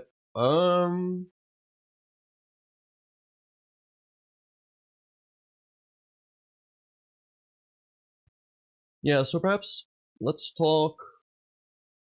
Well, I guess I'll switch to this scene. Wait, let me.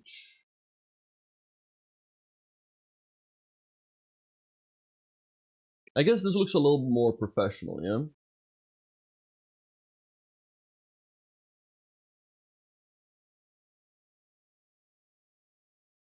Check, mic check. Okay, wait.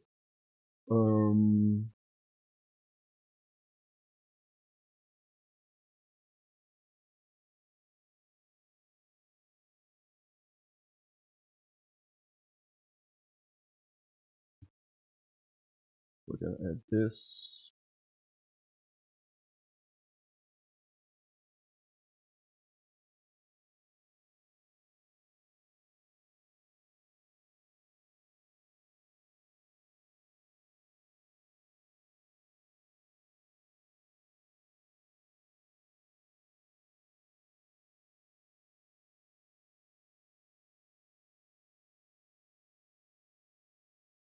Alright, check, mic check. I think we have everything.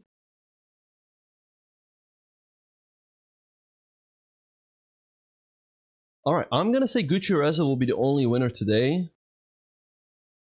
Okay, that's it's definitely possible. Quick meditation today for Vidit. Yep, he does that at the start of every game. Hikaru is gonna take a win today. I expect fireworks and revenge. Vidit, Jan draw. Fabi barely beats Kukesh. Well, one thing is for certain. Farouja is gonna try to beat Abbasov with the black pieces. I know that for a fact. He's not gonna play boring and be happy with a draw.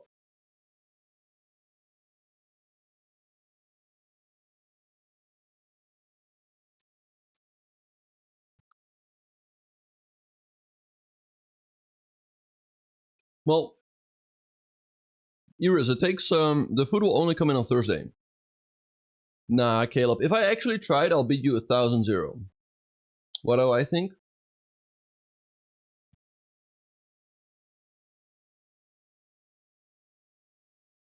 Benosh.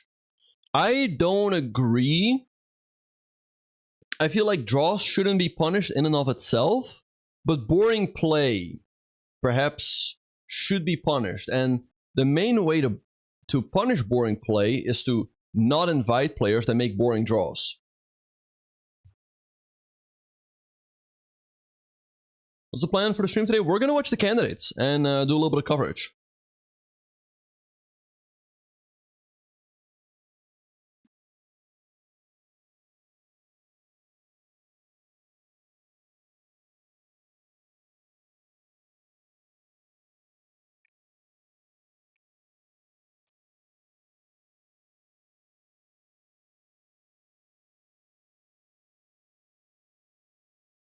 Yeah, the winner of the candidates will play against Ding. Yeah.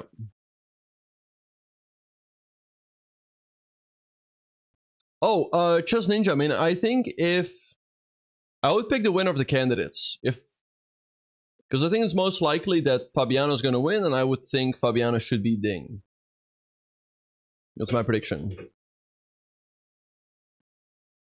Hello, Shimaya. Welcome to the channel.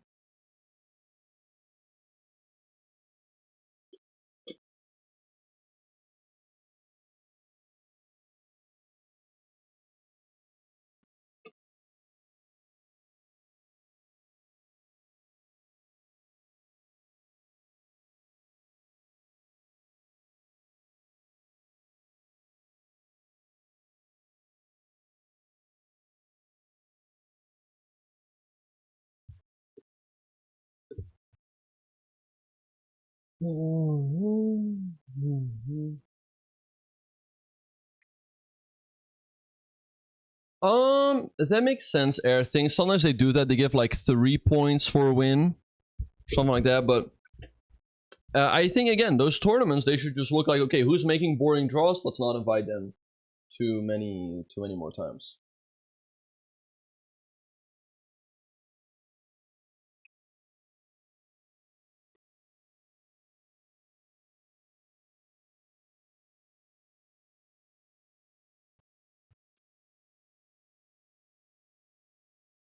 Halvard says 1,000 games, anything can happen. Not against Caleb.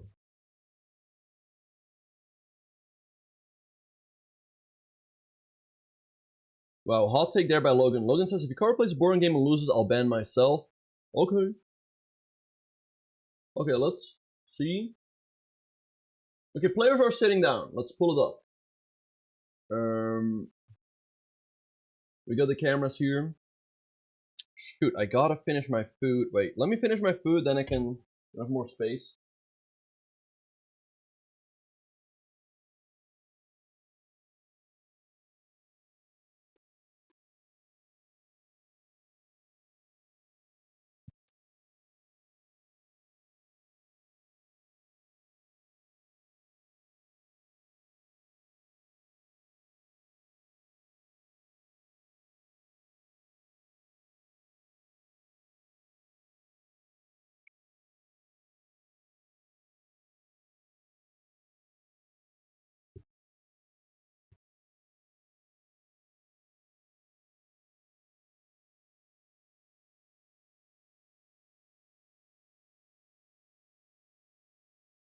You're very good, Halvard.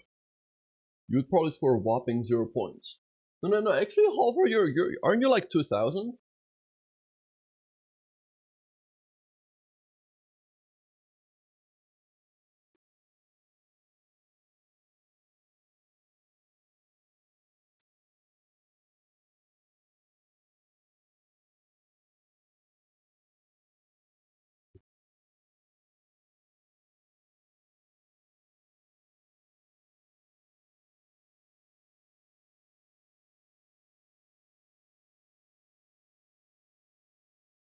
Give me a second, I'll be right back.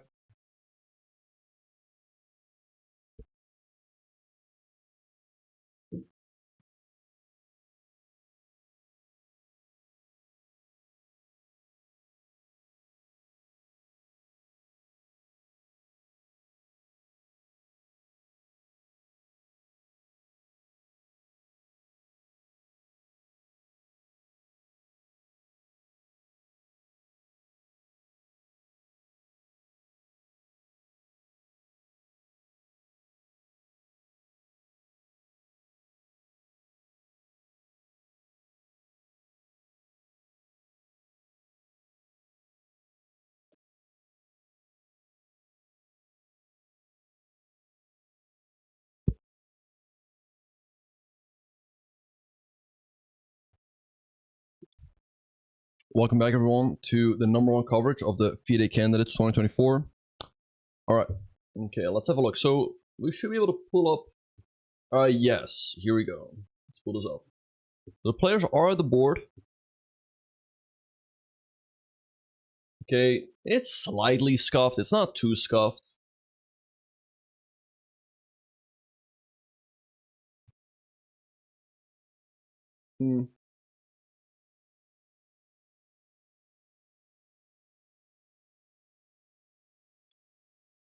All right, so we have Fabiano against Good Cash.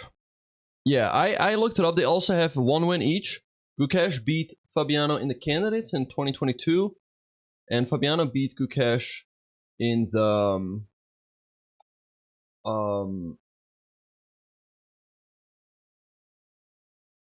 in Vaikanze in 2023. The players are getting ready, they're looking focused, and there we go. We're finally off. Okay, so Hikaru won e4. I expect e5 by Prek.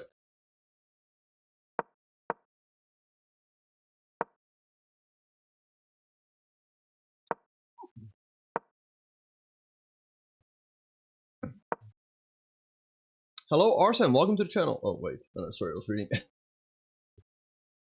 Hello, Show Me the Speed, welcome to the channel. I didn't ignore your message.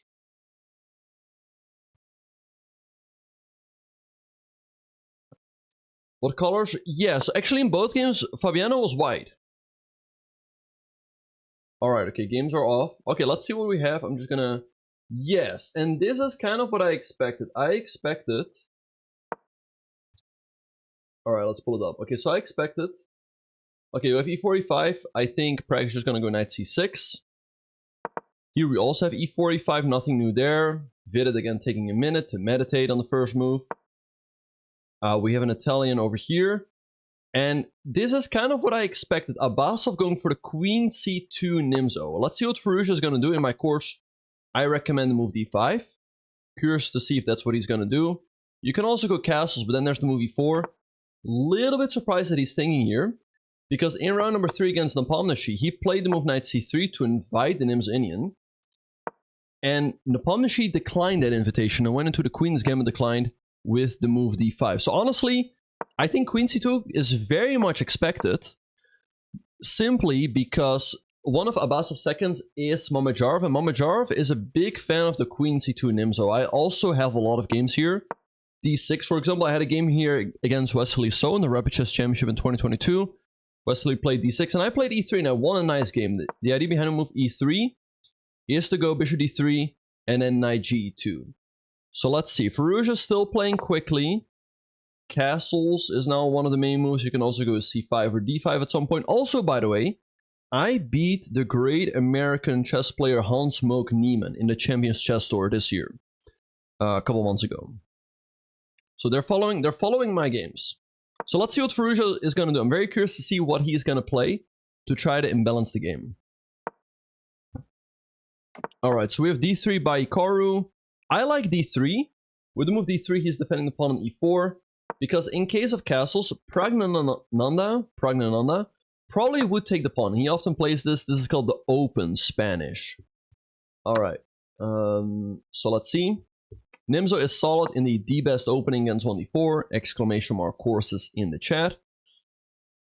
Alright. So yeah, so d3 here. Black has some options. Bishop c5 or b5 first. Can also go d6 and g6. Little bit surprised. Okay, Prag playing fairly quickly though. It only took 43 seconds. Alright, so that's what's happening here. Okay, here we have a Berlin. So e4, e5, knight f3, knight c6, bishop e5, knight f6, castles here, d4, knight e6. And here, Jan, if he wants to play for win, he has to go bishop takes c6. Hello, Hemanesco, thank you for the gift up to the Halvard. You can also take an e5, but this often leads to a boring draw after knight takes b5, a4, knight d4, take, d5, takes, here, check here. I think we've all seen this one a couple of times. That's not going to happen. And indeed, Nepomniachtchi takes on c6. Now, what's going to happen here? Vidit's going to recapture with the d-pawn. Jan takes here, hitting the knight. Knight f5, takes, and we get into the Berlin endgame. The Berlin endgame. And Vladimir Kramnik, I mean, he's receiving a lot of criticism, and for good reason, these days. He pretty much reinvented the Berlin Wall in his World Championship match against Garry Kasparov in 2000, and he actually used it to beat Kasparov. Kasparov got absolutely nowhere with the white pieces, and Kramnik himself did manage to win a few games with the white pieces, and that's how he beat one of the greatest chess players of all time. Hello, Alright, okay, well, if you don't like certain commentator duos, come here. Come to the best coverage of the FIDE candidates. Right here. Good old Berlin endgame. Yeah, Nepo's gonna take, black's gonna recapture. And then many moves. There's knight c3, there's h3. You can throw in a check quickly. So I'll just wait for these moves to happen, because they are. Alright, so we have another move by Hikaru. After the move bishop c5, he just castled. b5 now by Prek. The thing is with bishop c5, black is not hanging a pawn, because in case you take and take an e5, black is queen d4. Threatening checkmate and hitting the knight, and white's lost. So you cannot take, but after castles, now f2 is protected. So now you do threaten to take. Let's say black castles here, then you take, and you just win a central pawn. Alright, okay, so b5 has been played, hitting the bishop, bishop e3. And let's see now what Prag's gonna do. d6 makes sense, castles as well. Well, let's see. Hello, little calf. Good to see you in the chat. Bog commentary has a personal touch. What does that mean, little calf? Anyway, by the way, knight c3 by Nepomniachtchi, developing his knight. And here there's many plans. For example, one plan in the Berlin endgame is to go king e8 and go h5. Try to block the king side, really. And then often you go like bishop e7, bishop e6. That's one way of playing. Another plan here is to go bishop e7, followed by knight h4, trying to trade with the knights quickly.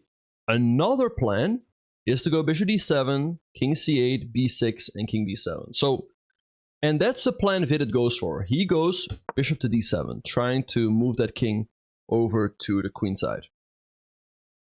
It means you're amazing at explaining the intricacies beyond us amateurs. Well, thank you. Well, I'm hoping that I am explaining it in a way that it is understandable, even for players of all levels. Alright, so let's see what's happening here. Many moves happen in the game between Fabiano and Gukesh. Alright, so we have an Italian, castles, knight f6, attacking the pawn. So we see d3, d6 by Gukesh, c3, a6, a4, gaining some space because one idea behind move a6 is often to go knight a5, to go after the bishop. Because if you go knight a5 here, the bishop can move to b5, and then it can escape like this. But after a6, that move is not available. So let's say you go knight bd2. I'm not saying this is a problem, but this is an idea. To go knight a5, attack the bishop, and now it cannot go anywhere. White is doing well here, though, to be fair, with takes and b4. But just pointing out that that is the idea.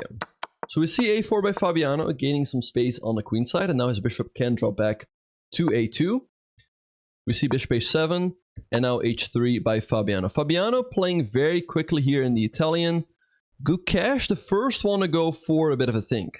Now, in this position here, again, many plans. One plan here for black is to delay castling altogether and go h6, g5, g4.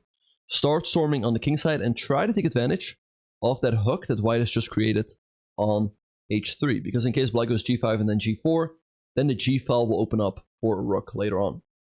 So that's one plan. Another plan is to castle here. And then, again, there's still many more plans. There's knight e7 followed by knight g6. Another, let's say white goes here. So there's that, here and here. There's also bishop e6, offering the trade of bishops.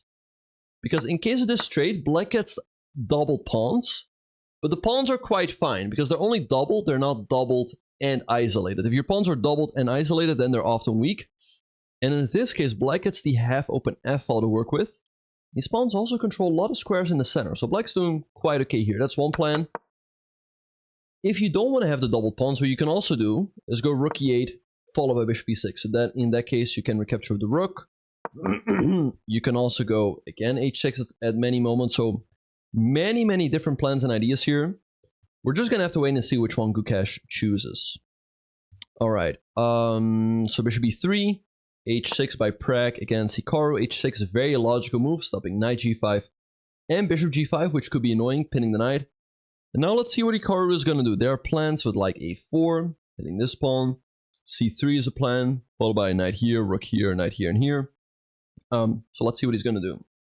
Right, bishop d7 has been played by FIDE. We see h3 by Nepomniachtchi, trying to gain some space over here. FIDE goes h6, taking away the g5 square from the knight.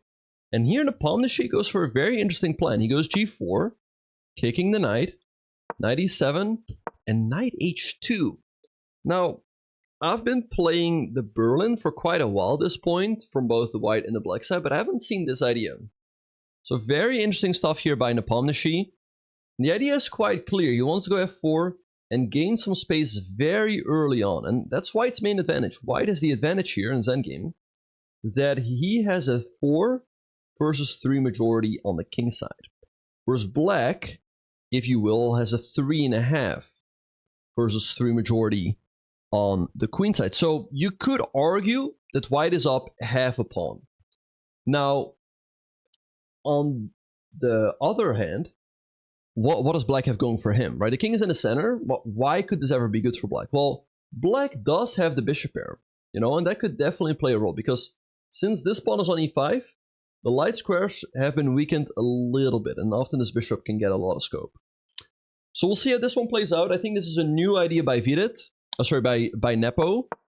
G4, the knight had to go here, so this was still played fairly quickly by FIDE. But after knight h2, here I predict FIDE to go for a real thing. Again, there's many different plans and ideas, so I'm curious to see which one he's going to go for. Castles in the meantime by Gukesh. And we have more moves in this game right here. Alright, so d6 was played, e3, castles, bishop d3, c5, Abasov took, you see bishop takes, and now knight f3, d5, and castles. But I like this opening for Abasov. I think White is a tiny bit better without too much risk. So I really like the opening here for Abasov, and I don't know what Firouzja is going to do to imbalance the game. So that's already one prediction I feel like I might be wrong on. I think, yeah, it's going to be very difficult for Firouzja to win here and to imbalance the game. But you never know. Sometimes he can do crazy things. We'll see what's going to happen. We see Firouzja, by the way, on the camera, deep in thought. So let's see what he's going to do. Hello, WV. Good to see you. Well, WV, well, one of the best coverage in Cars game. I mean, okay, guys, I have been asked this many, many times. So I don't know how many times you guys want me to address it. But here's the thing. It's Hikaru's channel, right? So he, who do you think decides who's going to be on his channel and who he decides to hire? Obviously, that's going to be him, right? So, yeah. Anyway, let's see what's going to happen. You wonder how much a second gets paid? I think seconds get paid a couple $100 per day that they work. So some seconds they get like 500 a day, some maybe like 300. That's more or less the ballpark. I think 500 a day is a pretty standard rate for these types of things.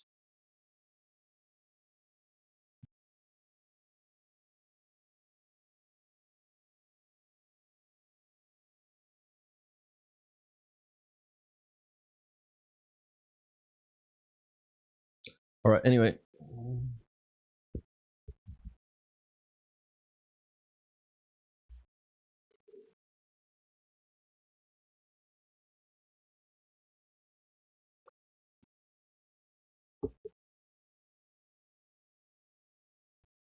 Okay, knight b7 still played quickly by Firouzja. He might still be in his preparation. And okay, to be fair, 2 pairs of pawns have been traded off, but all the other pieces are still on the board. So there's still potential for Firouzja to outplay Abasov here. So let's see how he's going to try to do so.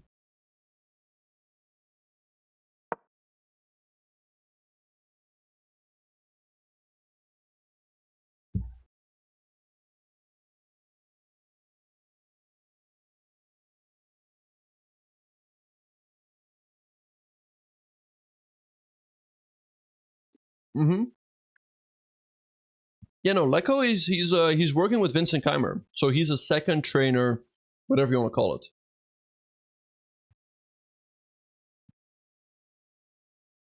Oh, exactly, Fluffy. Well, the Italian I have been teaching on YouTube is a little bit different. It's a little bit more aggressive, and it's better suited for low-rated players as you go for a quick attack. And if Black doesn't know what to do, you can win games in a crushing style. However, at the top level, the players will know how to deal with all of those gambits, and that's why you don't see it at the top level. That's why they go for all these slow maneuvers. And that's why I don't recommend those slow maneuvers to you guys, because there's so many different plans and ideas you have to remember. Okay, this game is glitching.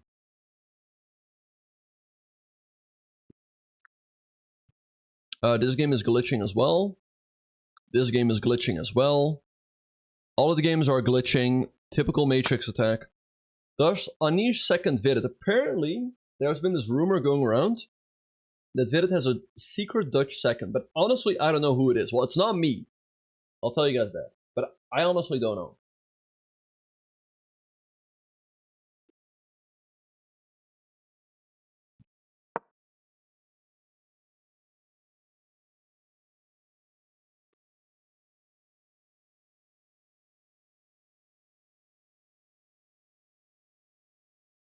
By the way, you guys, just wanted to remind all of you that we still need, we're pushing for our goals on Kick. We still need some more chatters on Kick. Let me check. Right now we're at 377 and actually 382. So we need 118 more unique chatters on Kick. So if you haven't yet, I would really appreciate it if you go over to Kick and say hi. Yeah, I also don't think it's Jordan, because Jordan is playing a tournament in Spain. Go over to Kick, follow the channel, and say hi. And that would already really be appreciated. So, okay, we have some more moves by Karu. We see h6 by Prag, a4, rook b8, so that in case takes, the rook is not hanging over here. And now we see bishop e3 by Hikaru. So he's offering the trade of bishops. Prag can do two things here. One thing you can do is take, give white double pawns. That's something we've discussed earlier. These pawns are not a problem because they're only double, they're not also isolated, and they are controlling a lot of squares in the center. And white's getting the half open f-file. But I think an easier way to deal with this move bishop e3 is just to go d6. But in case white takes, you recapture, black's doing fine here. And actually, I had something very similar last year in the Spring Chess Classic with the black piece against Darius Schwiertz. He played something like, I think, knight c3, and then I played, wait, was it here? No, wait, it wasn't. I think maybe I castled.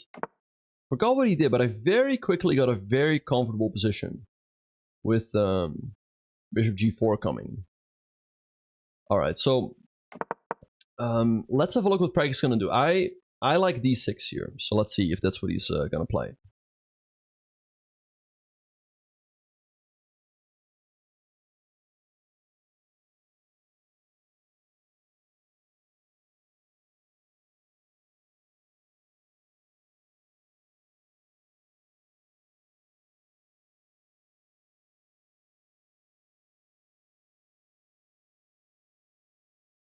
But I think the most important for Karu is that he keeps a playable position, you know? What am I eating? Some fries.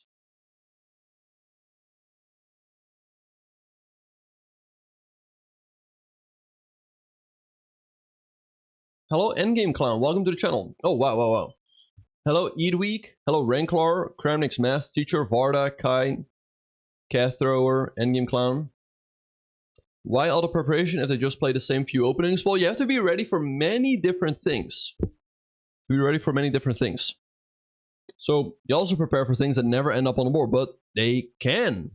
You know, you also have to prepare for weird sidelines, because some weird sidelines have been played in this tournament by Karu, by Prag.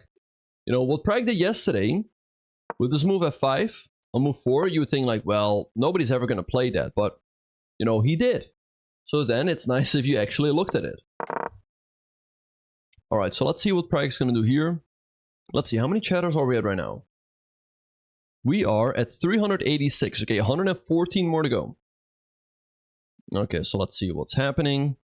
Vidit in the tank, that's very expected. Okay, we have more moves in this game right here. Fabiana is still playing super quickly. So castles was played, knight e2, rook e8, b4, bishop b6, he just trades, and goes queen to c2. All this very standard, white a tiny bit better, but black extremely solid here. So let's see what Gukesh is going to do. Some plans are like knight e7 to g6, queen e7 is a solid move, sometimes h6, sometimes you can go knight h5 to f4, sometimes the d5 push. So I'm curious to see what he's going to do, but it's clear that Fabiana is still in book, and Gukesh is not.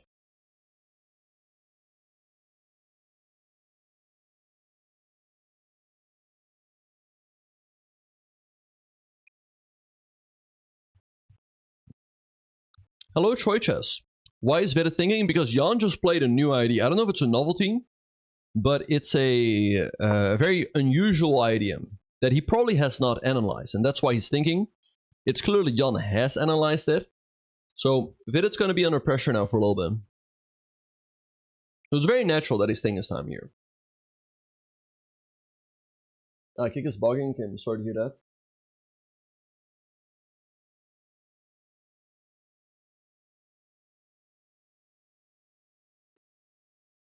Okay, wait, let me change a couple of things.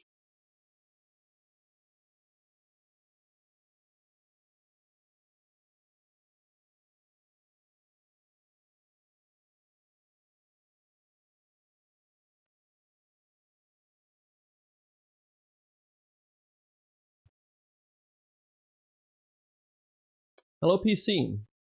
Hello. I'm glad to hear you like the coverage. Again, big shout out to everyone who's watching on Twitch, Kick, YouTube, or on X. Appreciate all of you guys. Oh, wow. There's also this thing right here. I didn't know that. Where I can pull up all the chats at the same time. Wait, how do I do that?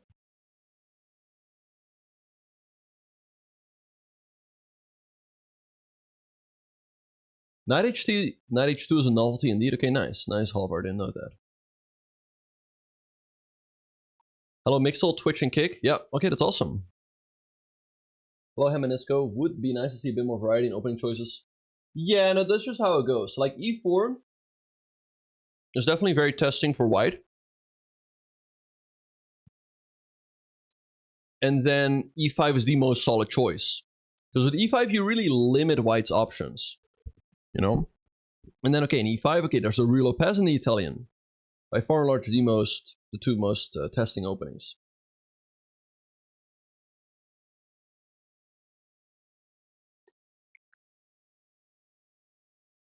Ah, 7 games from G4, no after Knight H2. Okay, interesting.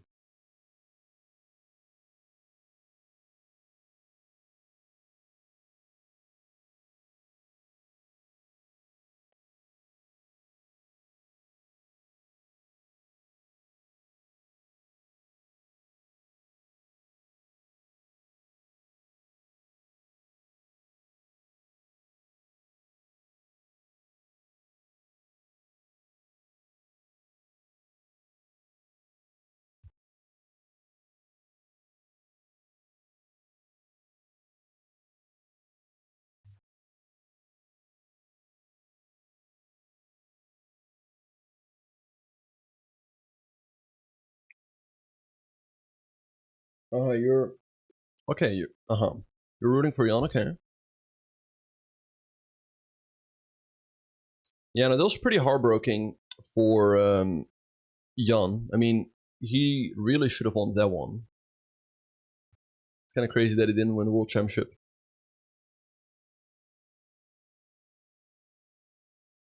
Prague, by the way, in the tank. Let's see what he's gonna do.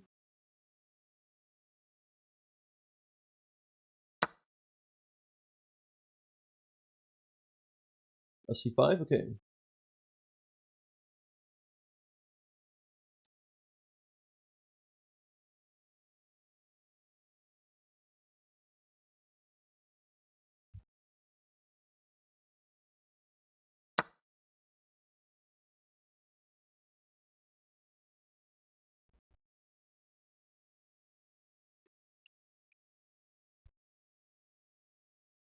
Let me just finish up some food here, but hope all of you guys are doing well. Again, really do appreciate it, everyone tuning in for the candidates. If you guys are enjoying my coverage. Okay, we see a trade on E3. A little bit surprised by that decision of Prague. Honestly, I don't mind it for Hikaru. I didn't see why not delay it with move D6. Just go D6 here. I think Black's doing absolutely fine after this trade. And you can still take in the future, you know? But okay. What has happened has happened. So he takes takes and goes D6 now. Now, I would think sooner or later Hikaru should take to grab that open A file for his rook. And then, you know, just think again. His idea is to go Knight C3 to D5. Another idea is maybe Knight C3, E2 to G3. Unless Knight H4 to F5 is an idea. So let's see which one he's going to go for. At least there's still some. At least there's play left in this position. Hello, Bach Hype Man. Good to see you, Bach Hype Man. I hope you're doing well, and I hope you're happy now, because we are here covering the candidates. So just let me know your thoughts. What do you think about the game so far? Can I show the statistics behind these games? Uh-oh. Hello, Kramnik is the best.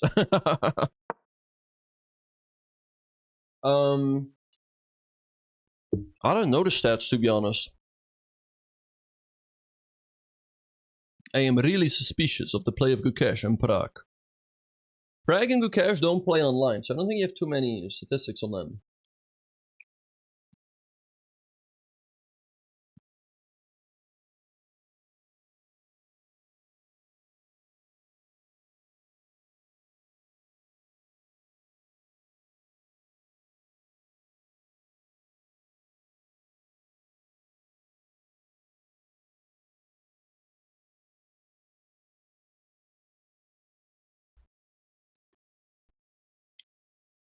Do you think Hans will ever qualify for the candidates? I don't know.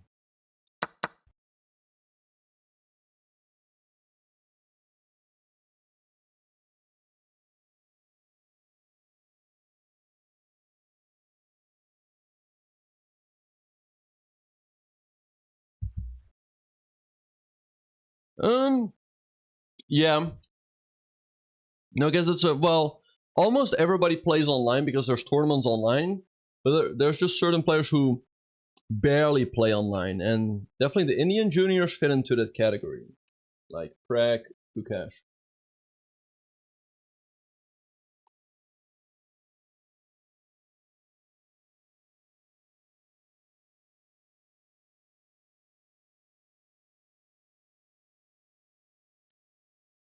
Okay, so the trade took place on b5, kind of what I expected. Uh-oh, I had some interesting statistics of Prague from CCT. Very in what is this? Hello, Rowan Hobby. Hikaru will win today. He's got a very slight edge, but honestly difficult to, really make something happen here. I mean, draw most likely, but I never know. Yeah, so many strong Indians. A win would be huge here, that's for sure.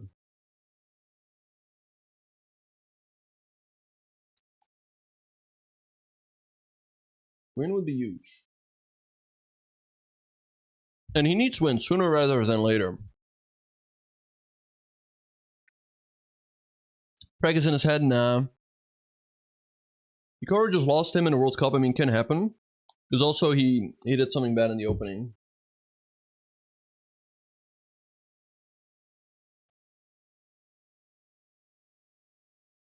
Okay, that's awesome. That's awesome, Jarhead. Yeah, at least he card developed the bishop. Now he still needs to develop the horse. He goes queen e1.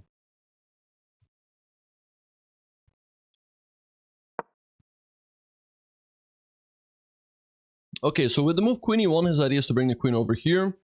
Sometimes knight h4. He's a good boy. Okay, he's a good boy.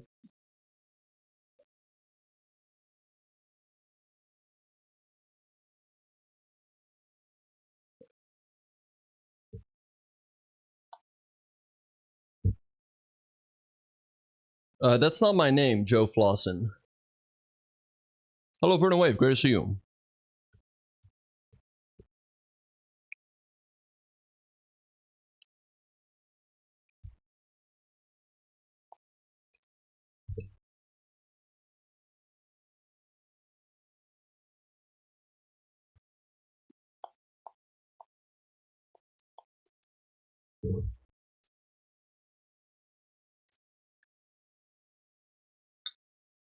Okay. Hello, Joe Flossin. Yeah, that's my name. Alright, give me just a second. I'll put this away, but definitely some interesting games right here.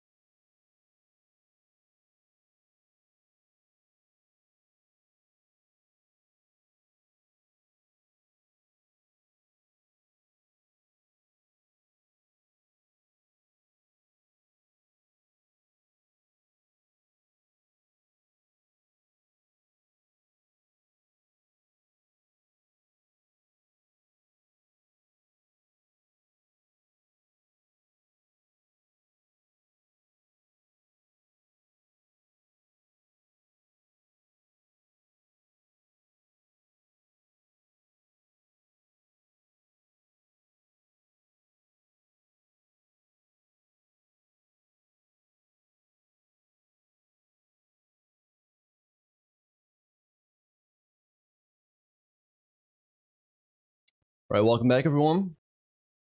Alright, so queen won by Karum. Okay. Let's see what's gonna happen now. Hello Caleb, good to see you in the kick chat. Okay, wait.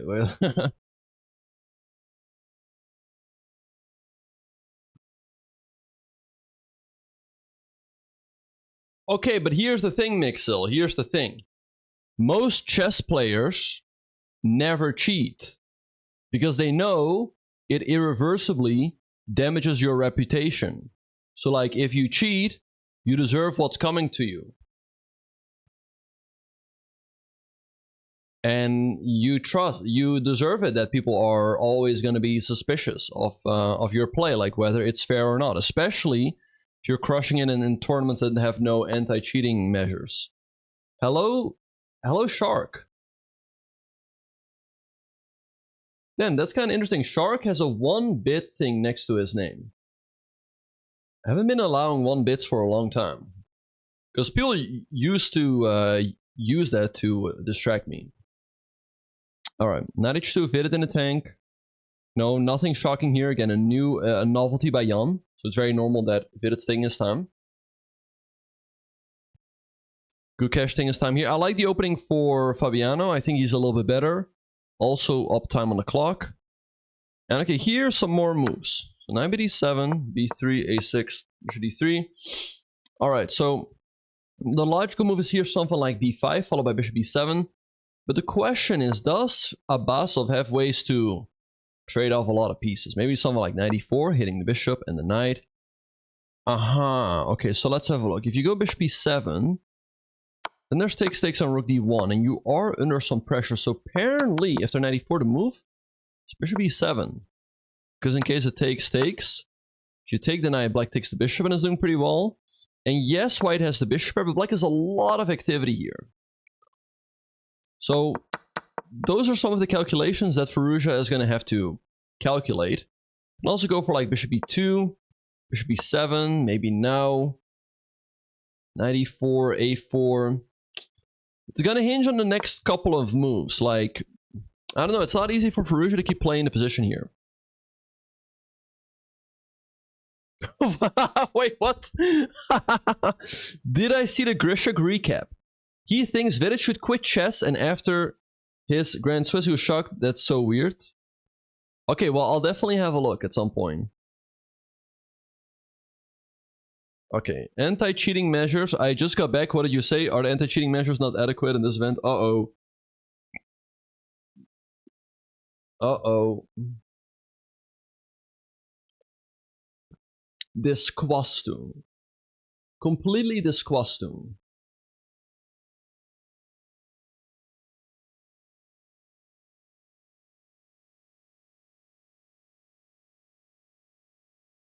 Give me just a second, I'll be right back.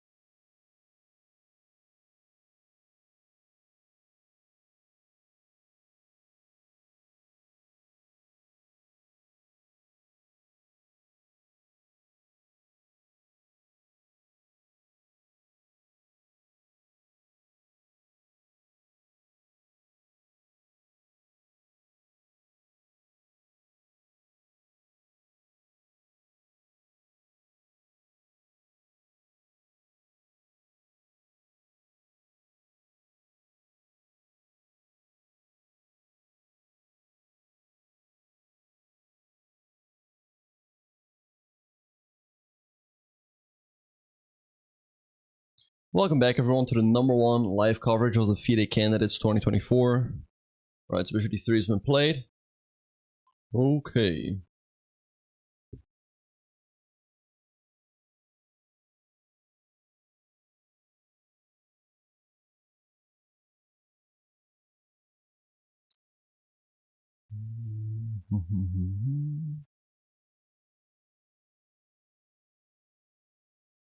Okay, I'll have a look. Show me speed.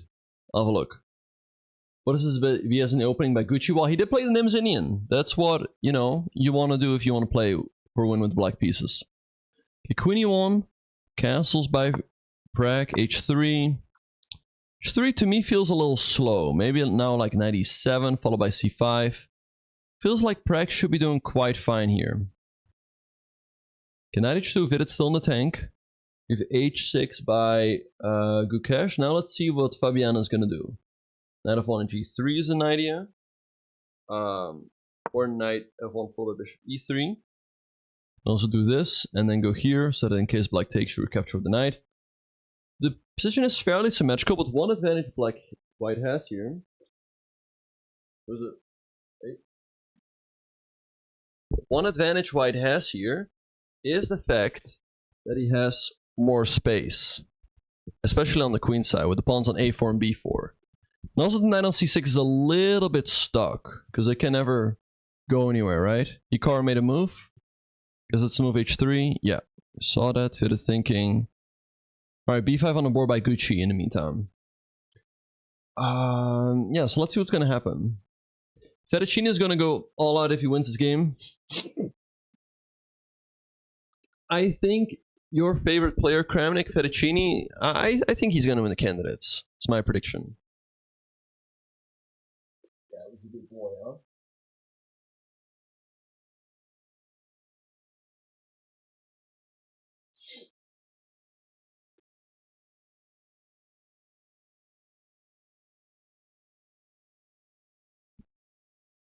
Fit and Nepo will be a draw. Vid is right now under some pressure. Nepo just played a new opening idea, so not easy for Vid to figure everything out over the board, while Nepo still is in book.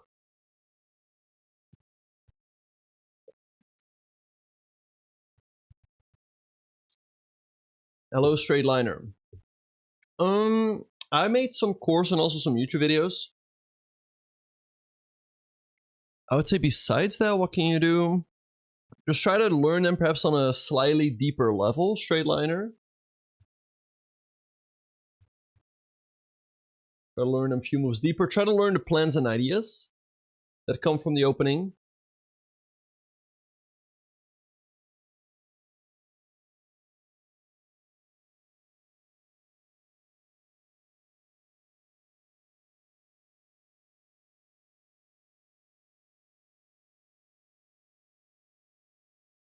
Hello, Jim Kai. Good to see you.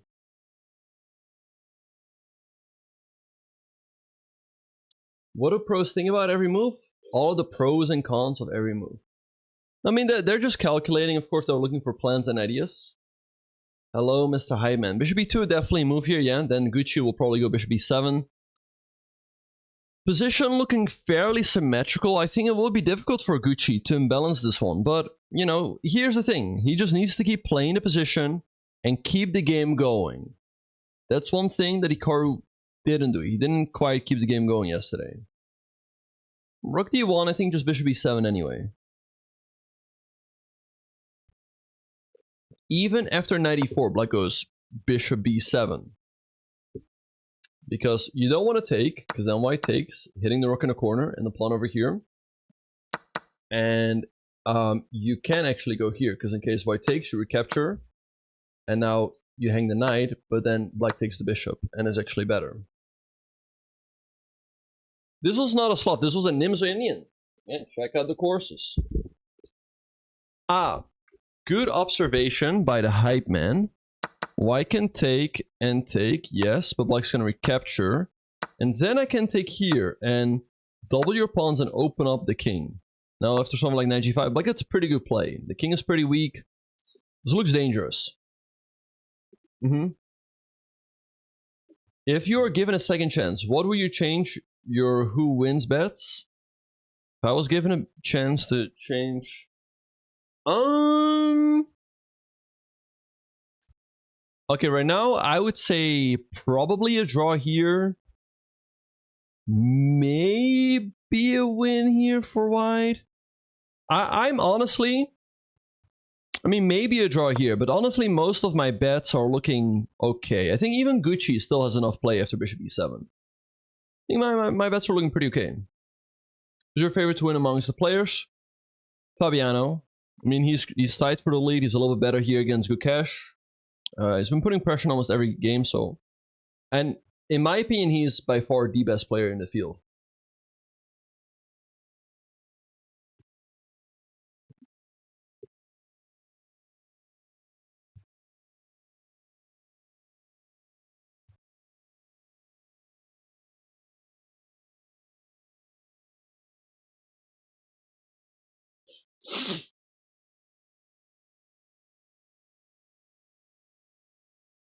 Nepo's pretty good in the candidates. Nepo always manages to bring us A game. So Nepo, super dangerous player as well.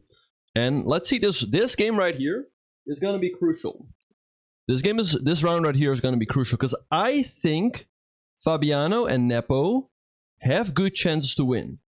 If one of them wins, they move to 3 out of 4. Hikaru has to win. If he doesn't win and he draws, then he will be 1.5 points behind, which is still not insurmountable, but yeah, again, you don't want to be too far behind, especially because if we look at the field, there's quite a few players that, you know, the players can really beat up on, like Abbasov, maybe some of those, you know, younger Indian players.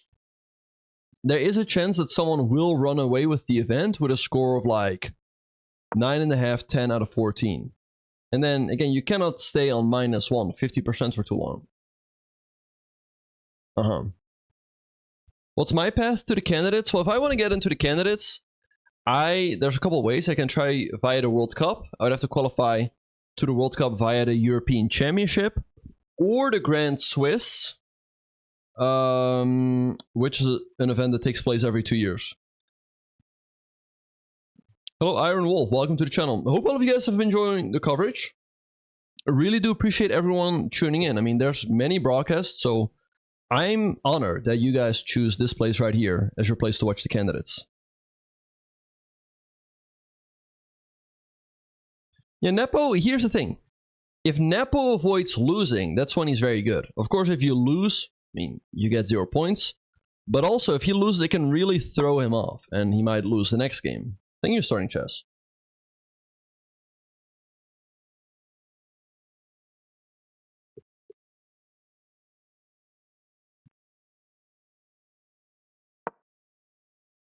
We, by the way, need a few more new unique chatters on Kick. We are at 387. So if you haven't said hi yet, we'd really appreciate it if you would. But also, everyone, keep in mind that this is a sponsored stream by HelloFresh. You can get a big discount if you sign up for a HelloFresh plan using my code. And by doing so, you would also support the stream. So you, for example, you can get a box for 4 persons, 6 meals. So that's 24 servings. And normally that would that'll be worth $250. But if you use my discount code, you get it for only $107. So you get a $143 discount. The cheapest plan there is only costs $22. Keep in mind also that you can cancel your plan at any moment. And if you sign up for HelloFresh, you will also, by the way, get a free, you know, dessert or breakfast item, which is also great. But also, if you sign up for HelloFresh, you support the channel, and I will give you a free on-stream lesson. A free on-stream lesson. I will go to your profile. I'll see, you know, what needs to be improved upon, and I'll tell you what you need to do. So it's literally win-win-win. So use the code, support your favorite streamer, and you get an on-stream lesson. So check it out, check it out. The signups are US only. How do you enter for the free? It's not a giveaway. It's not a giveaway. Everyone who signs up for HelloFresh with my code will get a free on-stream lesson.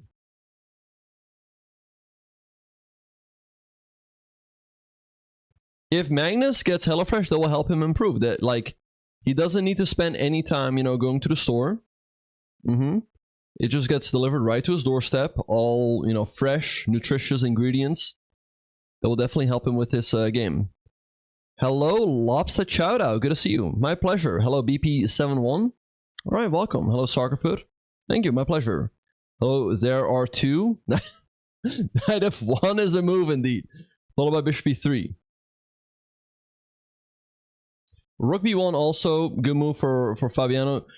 With the move Rook B1, White often wants to go B5. And so what Black often does after Rook B1 is go B5 themselves. It's clear, by the way, that Fabiano is out of book. So let's see what he's going to do. I would think Knight F1. Followed by here or Bishop B3. Well, let's see. If Magnus signs up, he can get a lesson. Sure. Yep. That offers sense for players of all rating levels. You know, whether you're world-class grandmaster or if you are a beginner.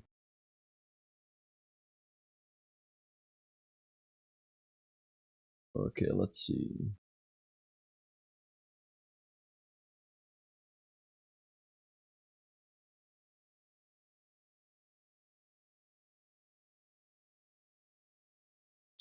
Yeah, signups only will count US only, but HelloFresh also is also available in Belgium, yeah. Should be available almost everywhere in the world. I wouldn't say this position looks simple. White has a slight advantage. I mean, that is what the evil bar is indicating. And simply because White has more space here on the queen side. Also, this knight on c6, I've mentioned it before, is a little bit stuck. All of these squares are taken away. Whereas then White knights are slightly easier to maneuver. With like maybe knight here, knight at g3, knight f1, maybe bishop here, and knight f1 on the board by Fabiano, kind of as expected.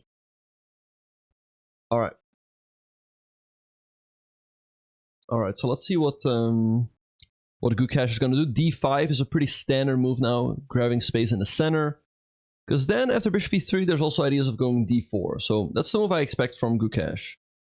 Let's see, we have a pretty standard move here by Pragnananda going knight e7 with the idea to go knight at g6. I think Prag should be doing quite fine here.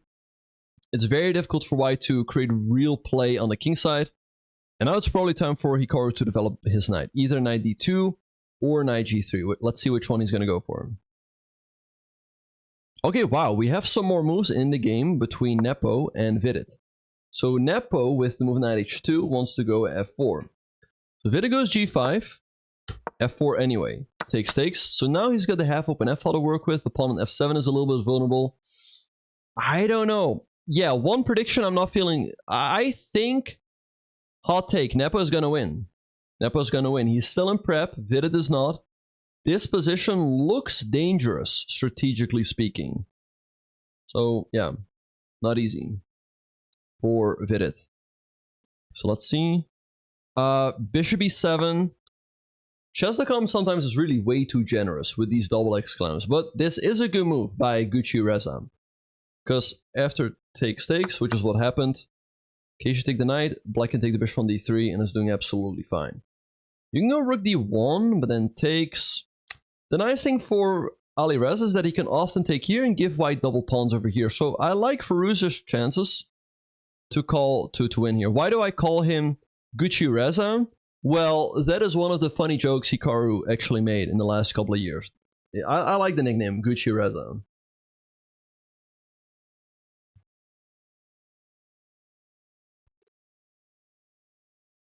I know there are two, yeah.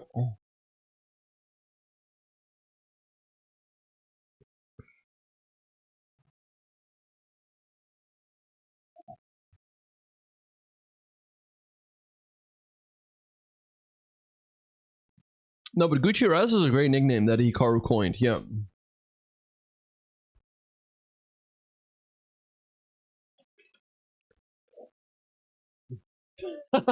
There was an account called Gucci Reza Firuja or something. Oh yeah, he's been a bit disappointing ever since he had 2800. It's almost like he had 2800. He's like, okay, I solved chess, but you know that for him that should only be one step along the way. You know, he should be really pushing for world champion. Yeah, does he actually study fashion design?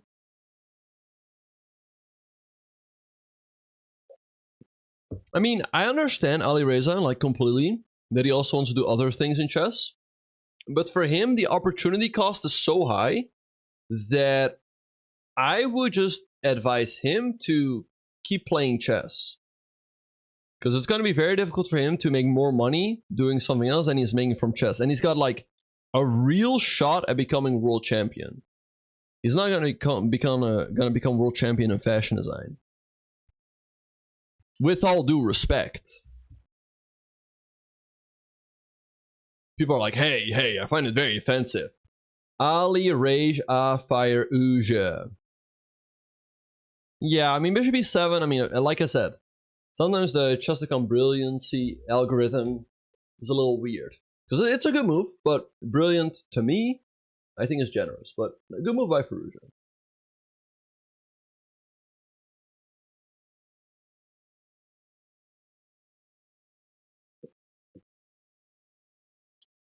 Gypsy is saying, Benjamin, opportunity cost calculations are very offensive for some people, just for your information. Uh-oh, we're in trouble. Yeah, no, I'm rooting either for Hikaru or Fabiano. I hope that one of those two wins. Because, I mean, okay, I don't know Fabiano personally that well or anything, but I see him. How's it going? I'm here, hey. Been at some of these tournaments.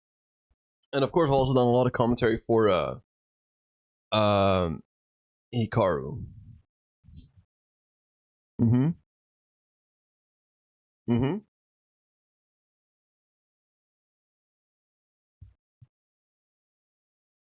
Hello, Firesword. Great to see you. Long time no see, Firesword. How are you doing? Right, that was an option. Great comment there in the chat. You can take. So that after takes, you know, at least you take a pawn before you give up your bishop. The problem is that now black gets the move and can take. Double your pawns, open up the white king, and after knight g5, like it's a pretty dangerous initiative. Hitting this pawn, also by the way, queen f6, is excellent. Hitting the rook, hitting the pawn. Like after queen f6, you can already reject this variation because it's clear that black's better, at least not worse.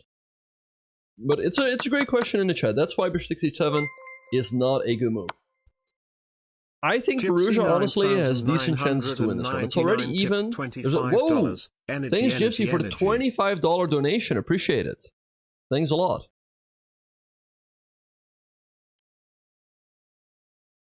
Alright, we have Chess Ninja in the chat. Chess.com started labeling brilliant moves after analyzing my games and understanding that my moves don't belong with the other great moves. Exactly. Thank you, Gypsy. Yeah, no, my pleasure, my pleasure. Happy to be here covering the games for you guys. I mean, a lot of you guys were asking, like, you know, please cover the games. I mean, I wasn't able to make it some of the other days, but I'm happy to hear and see that it's well received. So thanks everyone for the support. Truly do appreciate it. But yeah, if anyone has any questions about any game, let me know. I can easily switch from one game to another, and I'll give you guys my insights. All right, so let's do a quick run around the horn. That's how you say it, right? I think Firuja doing pretty well. Position is even. He still has enough play left in position, and he's up almost 20 minutes on the clock. So his chance to win, to me, look pretty decent. Then we have Hikaru. Hikaru honestly did not get much out of the opening. The main thing he got is a 15-minute advantage on the clock. Is that gonna be enough to create real problems for Prag? I don't know. I think Prag is doing absolutely fine here, so yeah. I like Nepo's chances. Up 50 minutes on the clock, still in preparation. Vida does not, and Nepo should have a slight advantage here, so I really like Nepo's advantage to win this one. Fabiano, a tiny bit better, a little bit more time on the clock. You know, pretty decent. He's got good chances as well. What do I think about Hikaru's performance so far? I mean, obviously, it's not what he would hope for before the tournament. Of course, the draw in the first game is good. You draw the first C with the black pieces. That's an excellent result. Of course, then a disaster in round number 2. And then I think yesterday, a little bit too timid. If you play against the lowest seed in the tournament, you're already a point behind. I think you should take a little bit more risk to try to win with the black pieces. So, and also this game, it doesn't really seem like things are really going his way. I think Prague is doing quite okay. And okay, let's say Hikaru draws this game and then Fabiano, let's say Fabiano and Nepo win this game. Already they will be 1.5 points ahead of Hikaru. So, it's not easy. He has to win games. He cannot stay behind for too long. Because I wouldn't be surprised if either Nepo or Fabiano will put up a big score.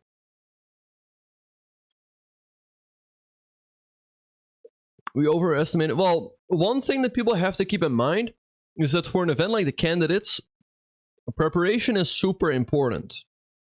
You cannot just...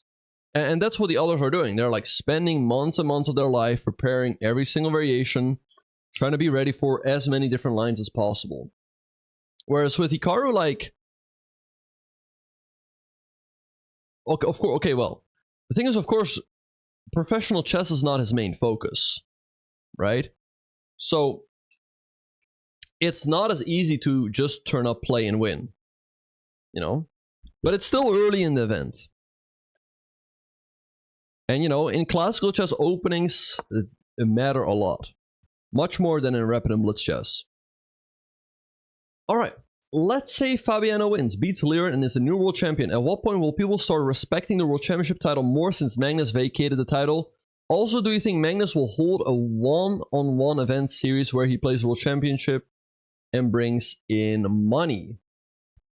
Great question, Chess Ninja. I think honestly, well, here's the thing. Magnus might not really consider it a challenge. Like, he has already beaten Fabiano in the past.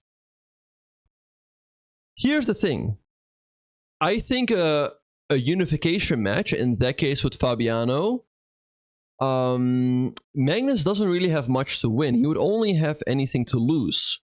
Because if he loses the match, then people would say, like, okay, well, Fabiano is really the real world champion, the best player in the world right now. And okay, if Magnus wins, then people are like, okay, Magnus is the best player in the world, but people already say that anyway. Like, even... But okay, unless Fabiano would also overtake Magnus on the rating list. But Magnus, lately, as Mr. Momo would say, has been underperforming in real life. He's not been doing well in classical events. So, yeah, it's... to me, it's not 100% clear that he's still the clear #1 in classical chess in the world. Hello, Abdullah. Hello, Blue Smoke. Good to see you guys. Do I think chess is a forced win for white or a draw? Very clearly it's a draw. But, you know, good. No, chess is a draw, objectively. If both players play the best moves, it's a draw. But underperforming in real life. Some may argue that they should have shared the title. Well, of course, people might not like the fact that a classical world championship is decided in a rapid tiebreaker. Right. I don't think the Pomnishi has prepared us for 40 moves, but he's definitely prepared this, well, clearly up until move 15. Here's the thing. Let me tell you guys. How does this work? How does opening preparation work? How does all of this work? Okay, so Nepo plays with white. He plays e4.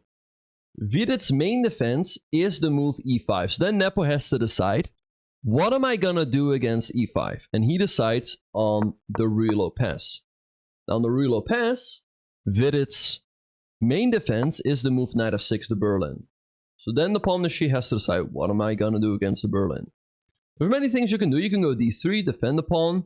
You can also castle, black takes, and here, for example, there's also the move rook to e1, but really the critical test is to go into the Berlin endgame that arises after d4, knight d6, takes over here, knight f5, takes. Alright, so he gets to this endgame, like in his training camp, so to speak, and then he's thinking like, how are we gonna put real pressure into this endgame, right? So he's analyzed the move knight c3. Here there's many moves for black. There's king e8, like h6, bishop d7, bishop e7, many different plans and ideas. So bishop d7 is a popular idea, to go king c8, b6, and king d7. h3, h6 the main move. g4 apparently was still played 7 times. The only move is knight e7. And then he goes knight h2. So knight h2 is a new idea. And as you see, the evil bar is completely in the middle. It's actually giving black a slight advantage. And the thing is, black has many different moves here. For example, there's c5 followed by knight c6. There's knight d5. There's h5. So what does Nepo do? He doesn't necessarily analyze this position super deep, because you can't. He just analyzes a lot of moves.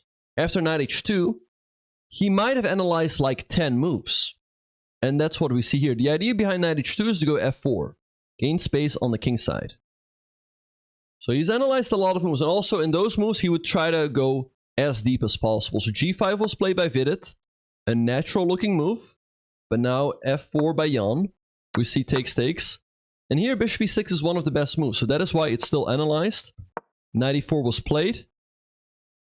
And here's the thing. After knight e4, now we see the move b6. b6, according to my chess.com engine, is the 3rd best move.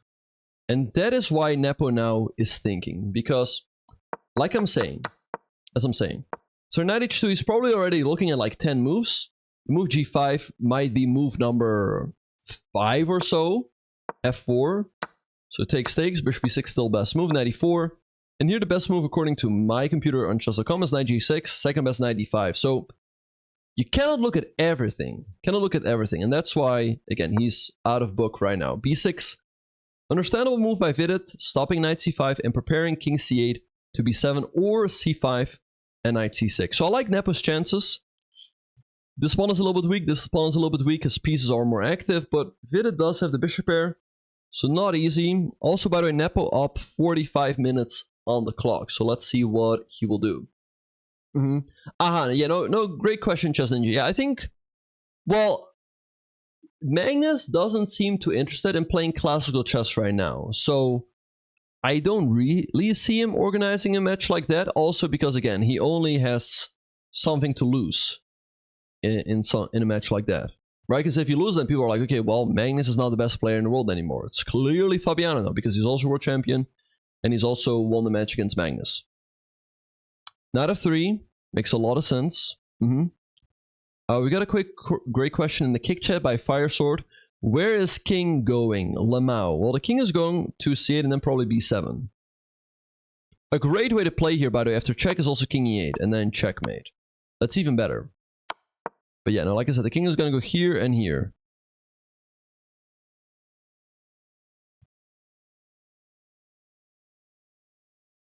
Right, he can also do that. Yeah.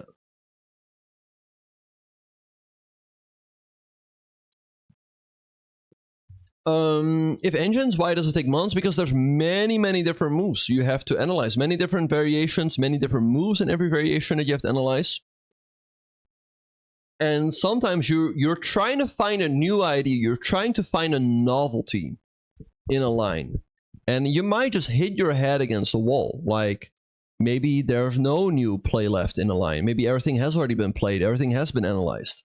He did find a new idea with the move knight h2, and then after knight h2 you have to analyze it a lot. You have to check 10 different moves that black can play, and in those 10 different moves also check like 5 different side variations in every move, you know, to try to be ready for as many different moves as possible. And this is only one opening. This is the Berlin. Then you also need to be ready in many other different lines. Knight f3 by Nepo, good move. He wants to go knight d4 often. I like Nepo's chances. Up a lot of time, knight d4 was still played fairly quickly. Maybe he was just recollecting his preparation. Maybe he has still looked at this. Who knows? FIDE under real pressure here. I cannot understate this. Down 45 minutes on the clock. He's facing his opponent's preparation, and it looks like he's worse on the board. So not liking his chance here. Knight of 3, good call by Fire Sword. Yeah. Yeah, so let's see. I also VIDed loss yesterday, so he's shown that he's a man of fortitude. He can bounce back, but it's the thing about the candidates. You lose a game, then you play another tough opponent. C5, nice move by FIDE with the idea to go knight c6, or sometimes king here and here, and the king can potentially go here. At least he's picking up the pace, because he doesn't want to get into time pressure again like he did yesterday. I suppose you mean knight f6, and when you say knight f6, you should say it with an N, because the king is already taken by the king. Rook d1 is possible, but I actually don't like rook d1 as much, because then often this pawn is hanging.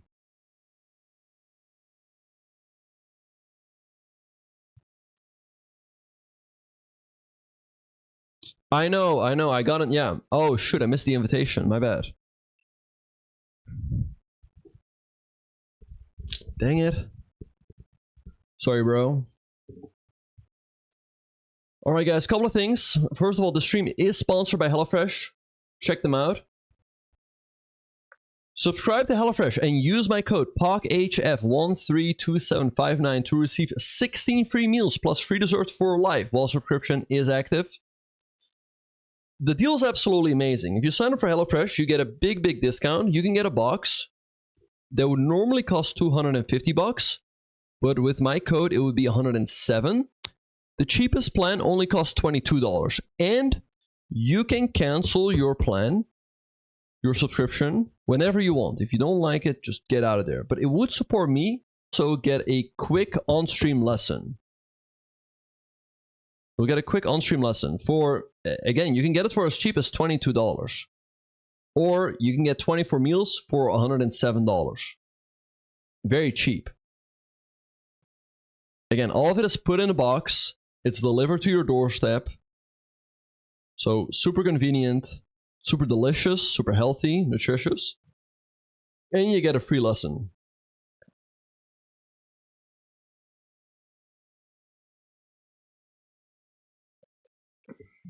So check it out. Check it out. If anyone has any questions about HelloFresh, feel free to ask.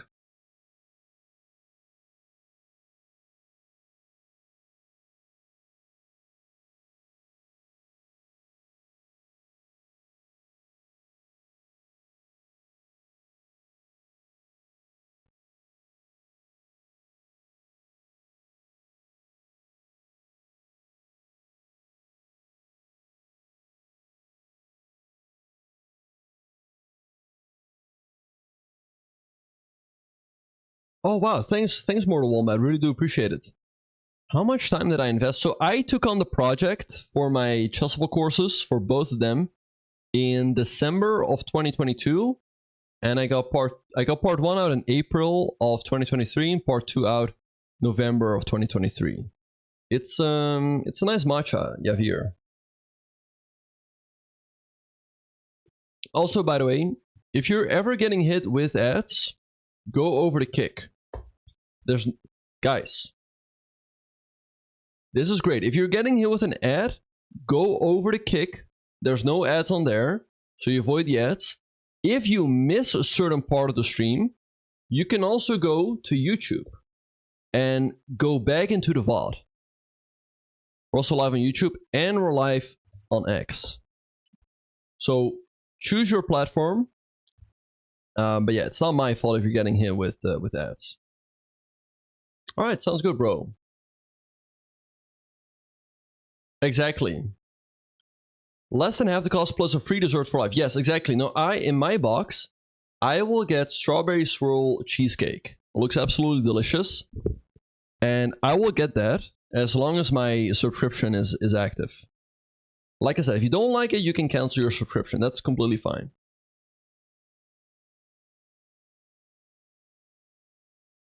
I don't know. I don't know, Chess Knight.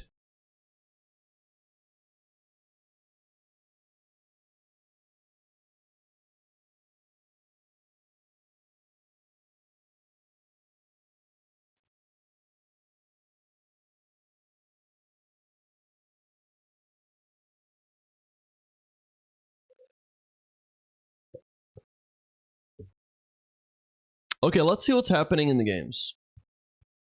Alright, so we have to move bishop e6 by Prag, very solid. Yeah, I mean, honestly, I think Pragnananda is completely fine here. Position to me looks very even. I don't see how Hikaru is gonna imbalance here and create real winning chances. c5. Okay, again, it's good that Vidit's picking up the pace. c5 looks like a good move. King here and here, maybe not here. Alright, so that's that. Okay, we also have more moves here. So rook e1, h6, knight f1, d5, knight g3, and now b5 by Gukesh. So like what Fabiano is doing here, he still has a lot of play left in the position. I think Fabiano has got good chance to win this one. Let's see what he's gonna do. And idea here often is to go like bishop d2 and sometimes followed by c4 to break up the pawn structure. But you can also jump forward any time with move knight f5 because knight f5 will be difficult to kick away. If you go g6, you hang this pawn over here. So again, I like Fabiano's chances here. And then, okay, what is up with chess.com handing out brilliancies for free? Bishop 6 b5 is a fine move, but brilliant? I don't know. Let's see though, what is Fire Uja gonna do? This might be a nice move by Abasov to play for a draw. For example, in case black takes, now you take here. And so you win a pawn, because if you would take the knight right away, you would lose your bishop. Black can take here, white recaptures. So now the white king is exposed, but white is up a pawn. There's knight e5 to try to go queen g5 or queen f6. Now if you go here to stop queen f6, then you can give a check, king here, and queen h5. And actually, you don't have a good way to protect the pawn on f3. Because if you go king g2, that runs into knight f4, check, and you lose the queen. And if you go f4, well, I don't know, it looks kind of risky with this king over here. I mean, maybe something like check, and then you activate the rook or something. Looks dangerous to me, with rook c2 coming as well. So after 95, maybe you should consider kicking the horse away right away, because also you stop queen g5. The horse doesn't really have anywhere good to go. Maybe there's queen f6 hitting the rook. This gets a little dank. Bishop d2. And what black can do here is black can take, sack the horse, and then make a draw. But that's not what Fire Ruja wants. So I don't know. Bishop takes b5. I have no idea why this is labeled as a brilliant move, because there's also rook d1, which is equally good. It's just chess.com tripping again. Yeah. Let's see what Fallujah is gonna do. But it won't be easy to keep playing the position here, which would be a setback for Fallujah if he cannot win this game, even though he's playing with black. What is king f2? Let me have a look, Mr. Fire Sword. Should be 6 played. King f2, the idea is just to bring up the king. Activate the king, put it on a slightly better square. Yeah, but I understand that it's a weird looking move. There's no clear direct plan that's good for Nepo, so he just has to slowly but surely improve. And at the same time, there's also no clear direct plan for Vidit. Alright, but let's do a quick look around the horn. Nakamura Prek, I predict a draw. Hello Kisha, welcome to the channel. Nepo Vidit, I predict a win for white. Fabiano Gukesh, I predict a win for white. Abbasov Fallujah, draw. Those are my predictions.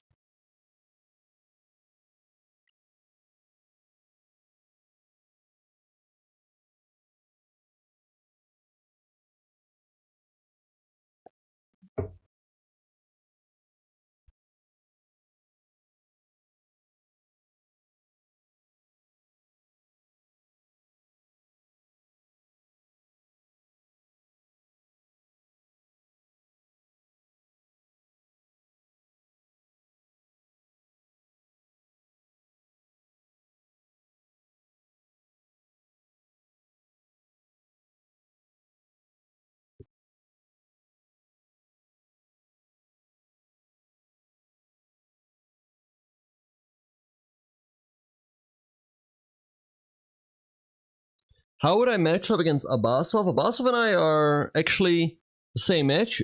We're both from 1995, and we're also around the same rating, so pretty evenly, Supam.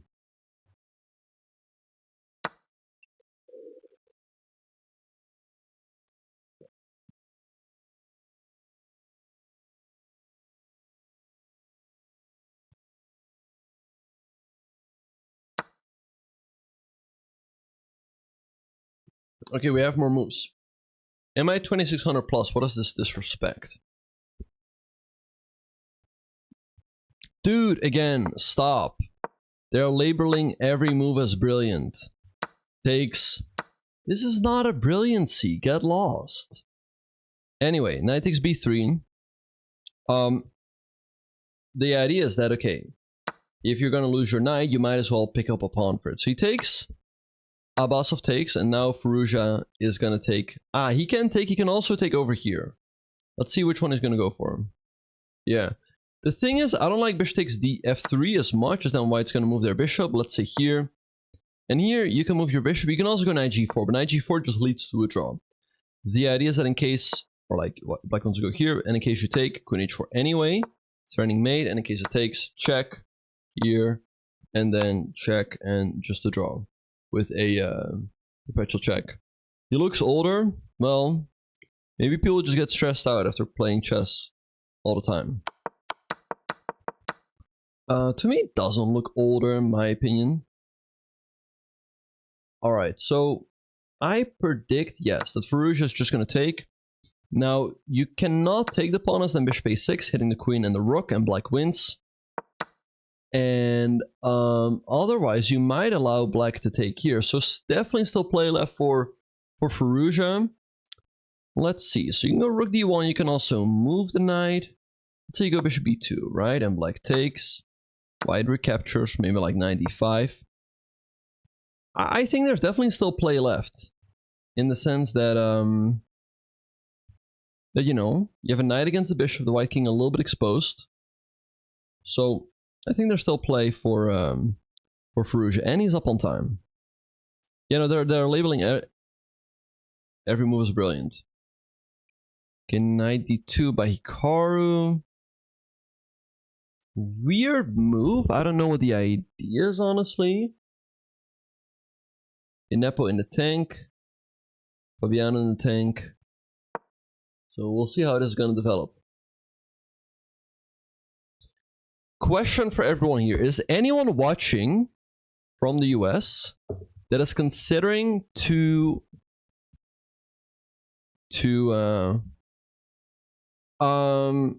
so Nijat, you cannot say Nijat. Can you say Ninja? Maybe you say Ninja. Ninja Abbasov.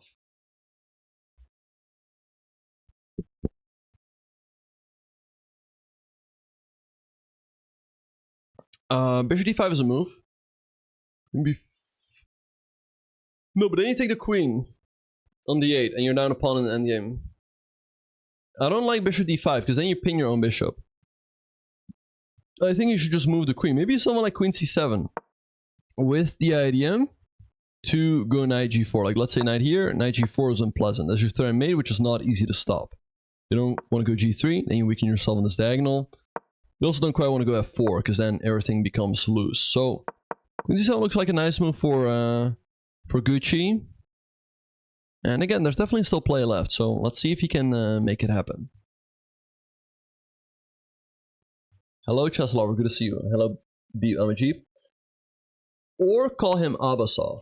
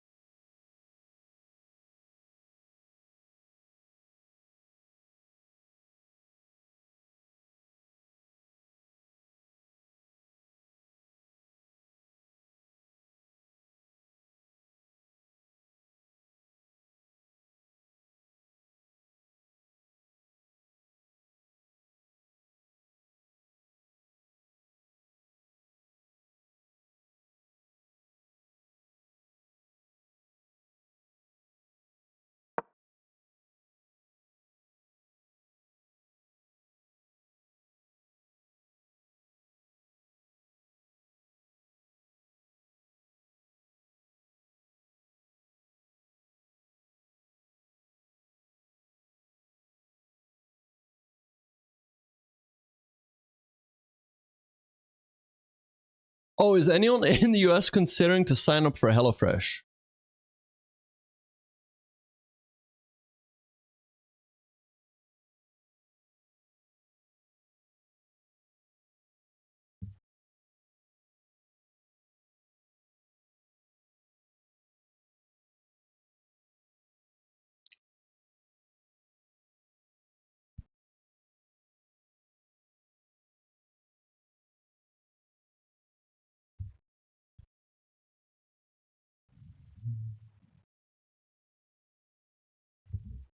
Wait, does this work over here? HelloFresh.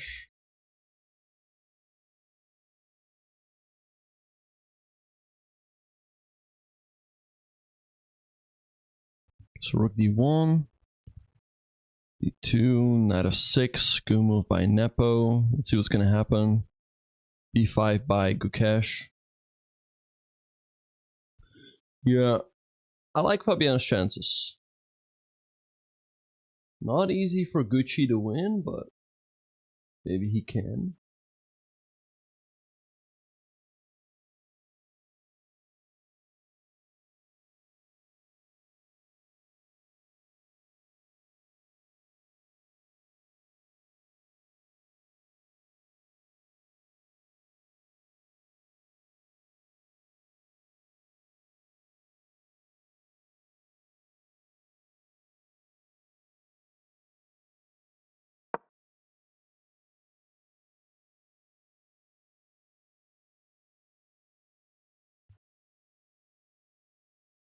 Ah, I see, I see.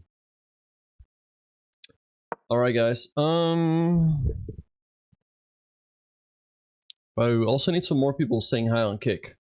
So if you haven't yet, go over to Kick, say hi in the chat. That would really support. Because right now we are at 394 chatters. Or 95, sorry. We need 105 more. We're getting closer and closer. Come over to Kick, follow the channel, and say hi. If you don't have an account yet, it's very easy to create an account. Just say hi. That will support the channel. It truly would. Cannot overstate this enough. Because we're live on Twitch, Kick, YouTube, and X, by the way. For those of you who are wondering.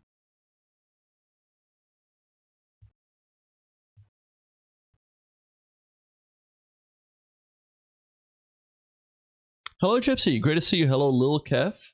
Hello, Nathan. Good to see all of you guys. Alright, that's one more chatter. This is an idea. I would say had he played knight h4, then yes. Right now, I don't think he quite has enough pieces here, but it is something Prek has to consider. If you play someone like queen e7, Hikaru could go for it, but I don't think it can be enough. Like here. If one is coming as well, though, it's not that clear cut. So let's say Prek sees the boogeyman and goes knight g6 to protect the horse. Then he's probably also fine. But maybe what Hikaru can do here is an idea of like, let's say take, and like b4, knight b3. But actually, I just looked at this. This is just so symmetrical. I mean, look at the pawns. The pawn structure, by the way, is completely symmetrical.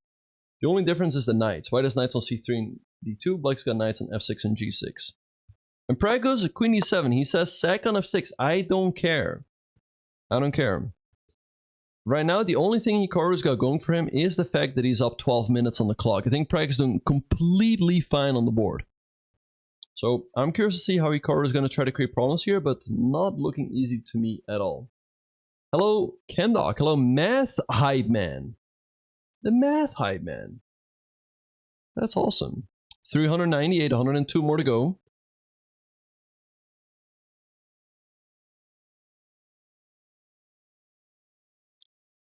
Just to reiterate, if you haven't yet, create an account on Kick. It's super easy to do.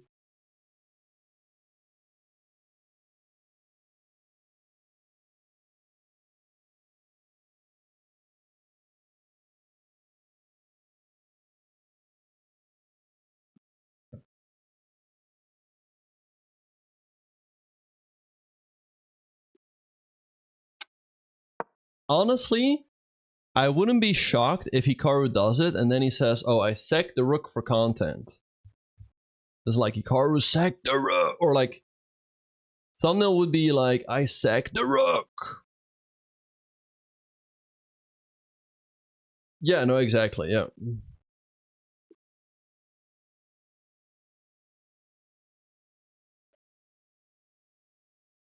No, Prague? No.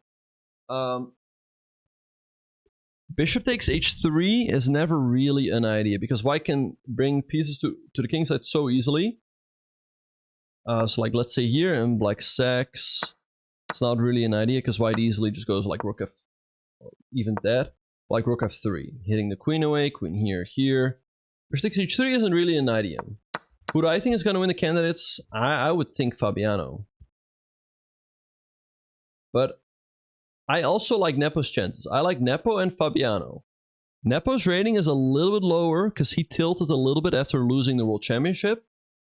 And he just had some bad events, maybe struggling with motivation, but probably he's very motivated for this one. You know, he can definitely do it again. He won 2020 and 2021. He won 2022. So this would be his third one if he would win again. So I'd say there's a very good chance it's going to be a 2-horse race between Fettuccine Carbonara and Jan Nepomniachtchi. Queen c7. Good move by Gucci. So now there's ideas of knight at g4. Like, let me show you. If you go here, there might you can take, but even better is knight g4. Threatening to take, and then mate. And what do you do about it? I don't see it.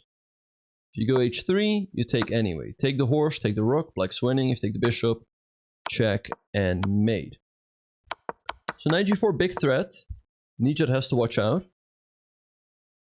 So maybe bishop to b2 or something. Then, you know, black can take and open up the white king. So I like Gucci's chances here. It's also up 17 minutes on the clock. An hour and 6 is still quite a bit, but again, like I said, I like Gucci's chances. Who suggested queen c7? Was that me, or was that you, math hype man? I did? Okay. Exactly. Why wasn't queen c7 brilliant either? I know, right? I know. Hello, Dow Nooble. Right. Maybe this third time's a charm. Yeah. No, well, if Nepo wins this time, I'll be shocked if he doesn't win. Okay, that's a bit much, perhaps, but I would definitely consider him a favorite. Like, Ding has been so off ever since he won the World Championship that I think, you know, Nepo has a really good chance to win. Because it felt like also during the match that Ding just completely couldn't handle it at all, the pressure. Whereas Nepo, to me, seemed kind of okay, although he did fall apart a little bit towards the end. Why is the word clock banned in Chess24 chat? Is it? You cannot say clock?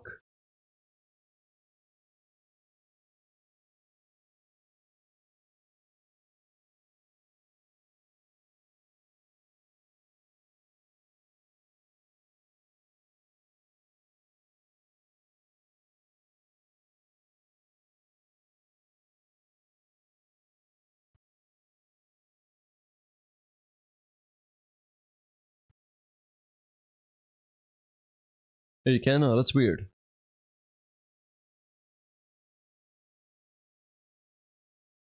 Yeah, I think whoever wins the candidates is a favorite against Ding, yeah. Alright, everyone.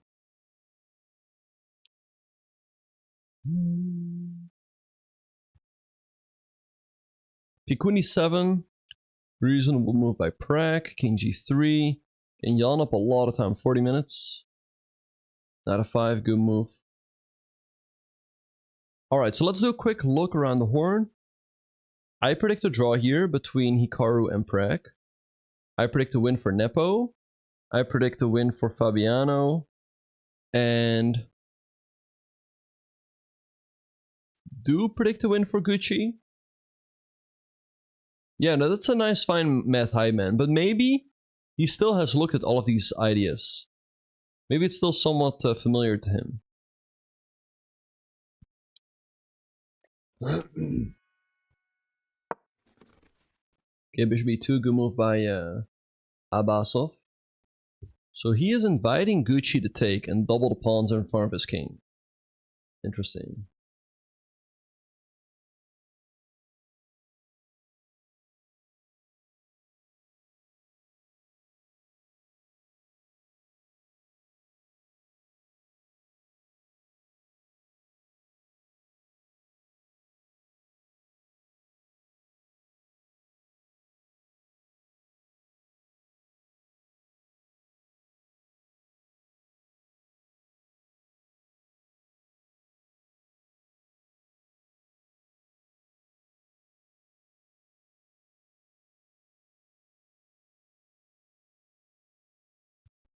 Nepo is Mr. Candidates. Yeah, he's been crushing it. He's been crushing it. Oh, wow. I see somebody sign up for HelloFresh. Really do appreciate it. Let me know if that was you. Again, I'd be happy to give you an on-stream lesson. If Robert, by the way, is still here, I also owe him a lesson. So that is you. Let me know. But also my courses are on sale.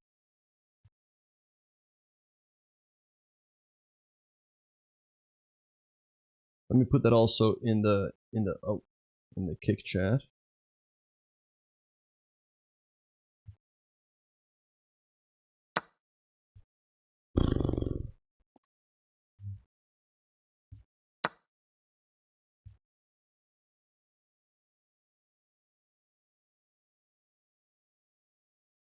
Welcome to the chat, Genny Dormally. Oh, who's the most alpha candidate? Great question. Great question. I don't know. Nobody strikes me as like super alpha, being honest.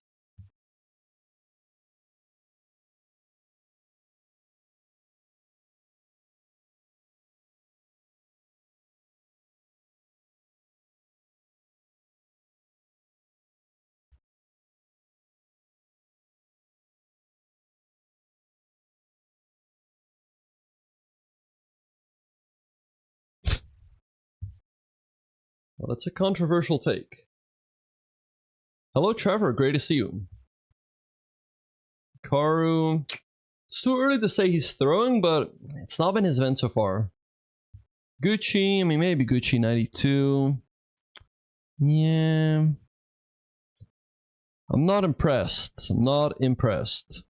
I'm impressed with stuff like this. You know, great preparation by Nepo. Nice preparation by Fabiano.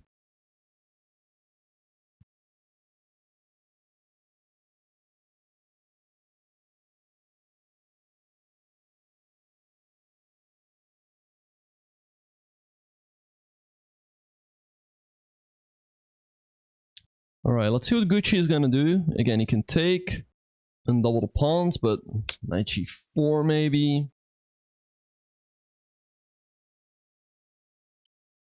Here's the thing, I wonder if Hikaru is gonna, you know, try to do something crazy to try to imbalance the game, or if it will just steer towards a draw.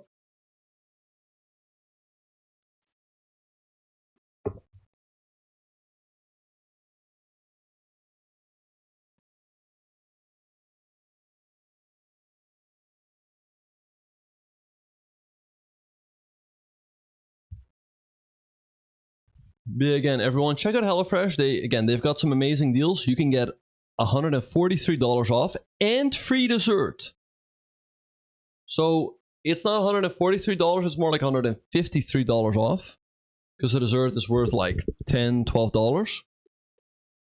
And if you do that, you get a free lesson on stream. So it's an amazing deal. All right, I think though, I gotta get going. Yeah, knight g4, there's queen c3, and you trade up the queens, which is kind of boring. So not easy for Gucci to make anything happen. Prag looking fine. Nepo looking fine. Fabiano has an advantage. Or like I said, Nepo looking better. Let's see.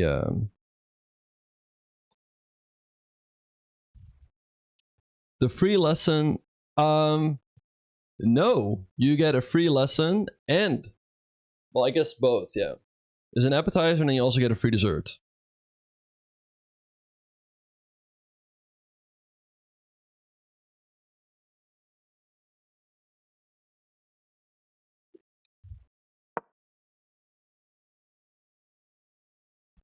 All right. Oh, thanks, Logan.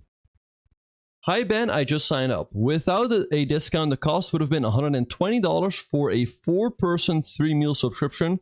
With the discount, it dropped down to $64, which is honestly hard to beat. I'm customizing the meals now. Thank you. You're welcome, Logan. Again, guys, it's an amazing deal, and you can get out of it whenever you want, and it supports the channel. And if you do that, I will give you a free on-stream lesson. So, Logan, yeah, let me know when you want me to look at your chess.com profile. I'll definitely do that. And I'll tell you what you need to do to improve. All right, anyway, I gotta get going. Gotta do something over here, but I hope that you guys enjoy the coverage. And yeah, I might do this again another day. Tomorrow, by the way, is gonna be a rest day. The next couple of days are gonna be busy. It's more of a rest day than Tuesday, Title Tuesday, Wednesday, Arena Kings. And I have a tournament starting on Thursday, so I gotta prepare for that.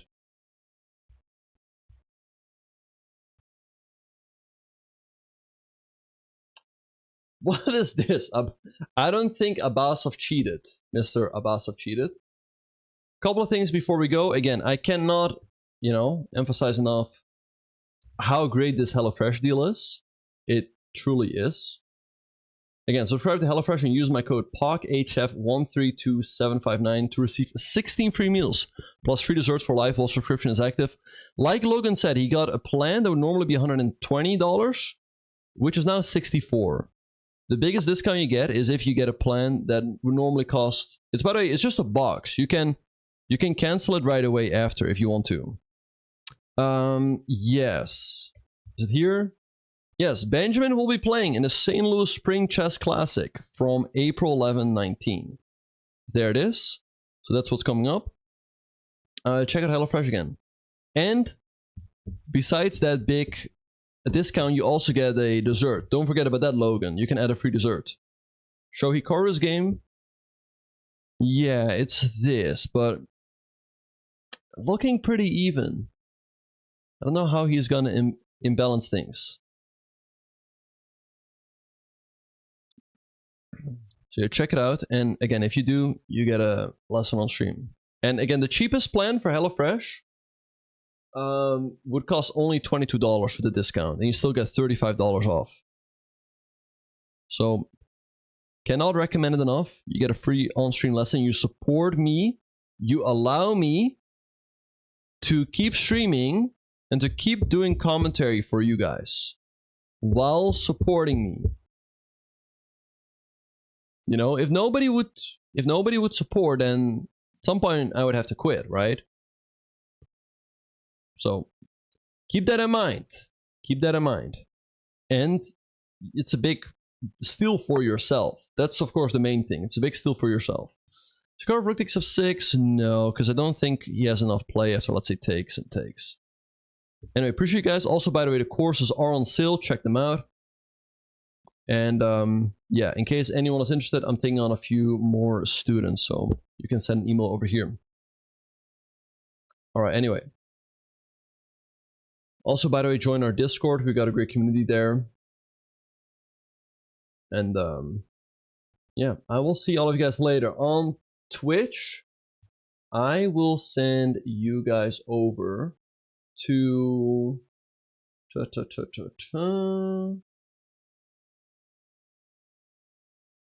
I'll send you guys over to the dojo. They're also covering the games. Anyway, really do appreciate everyone tuning in. Hope you guys enjoy my coverage. It was a lot of fun covering these games for you guys, but hello Boosted, great to see you. New website looking nice. Yeah, by the way, big shout out to one of my viewers, Soccerfoot. He's been doing an amazing job setting up. I guess I can already give you guys a bit of a sneak peek. This is still in the works.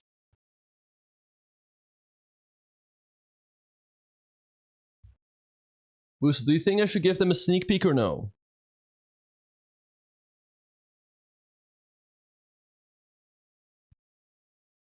My pleasure. Hello, G Photos. Yeah, guys, sorry, I gotta get going. Gonna send you guys over to the dojo. Okay, you think I should? Let's quickly show this. So this is coming soon, my website, bachchess.com. Still, many different things need to be ironed out, but a lot of things are looking pretty good. I like it. He's been doing a great job. And yeah, here a little bit about my coaching.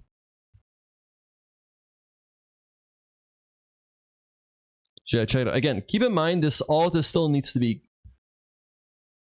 ironed out, but the website would be bachchess.com. All right. Anyway, appreciate all of you guys. All good things come to an end. I have to get going. And I will see all of you guys later. I'll send you guys over to the dojo. They're also covering the event. Big shout out to G Photos. Really sorry to G Photos that I'm wrapping up right now, but it is what it is.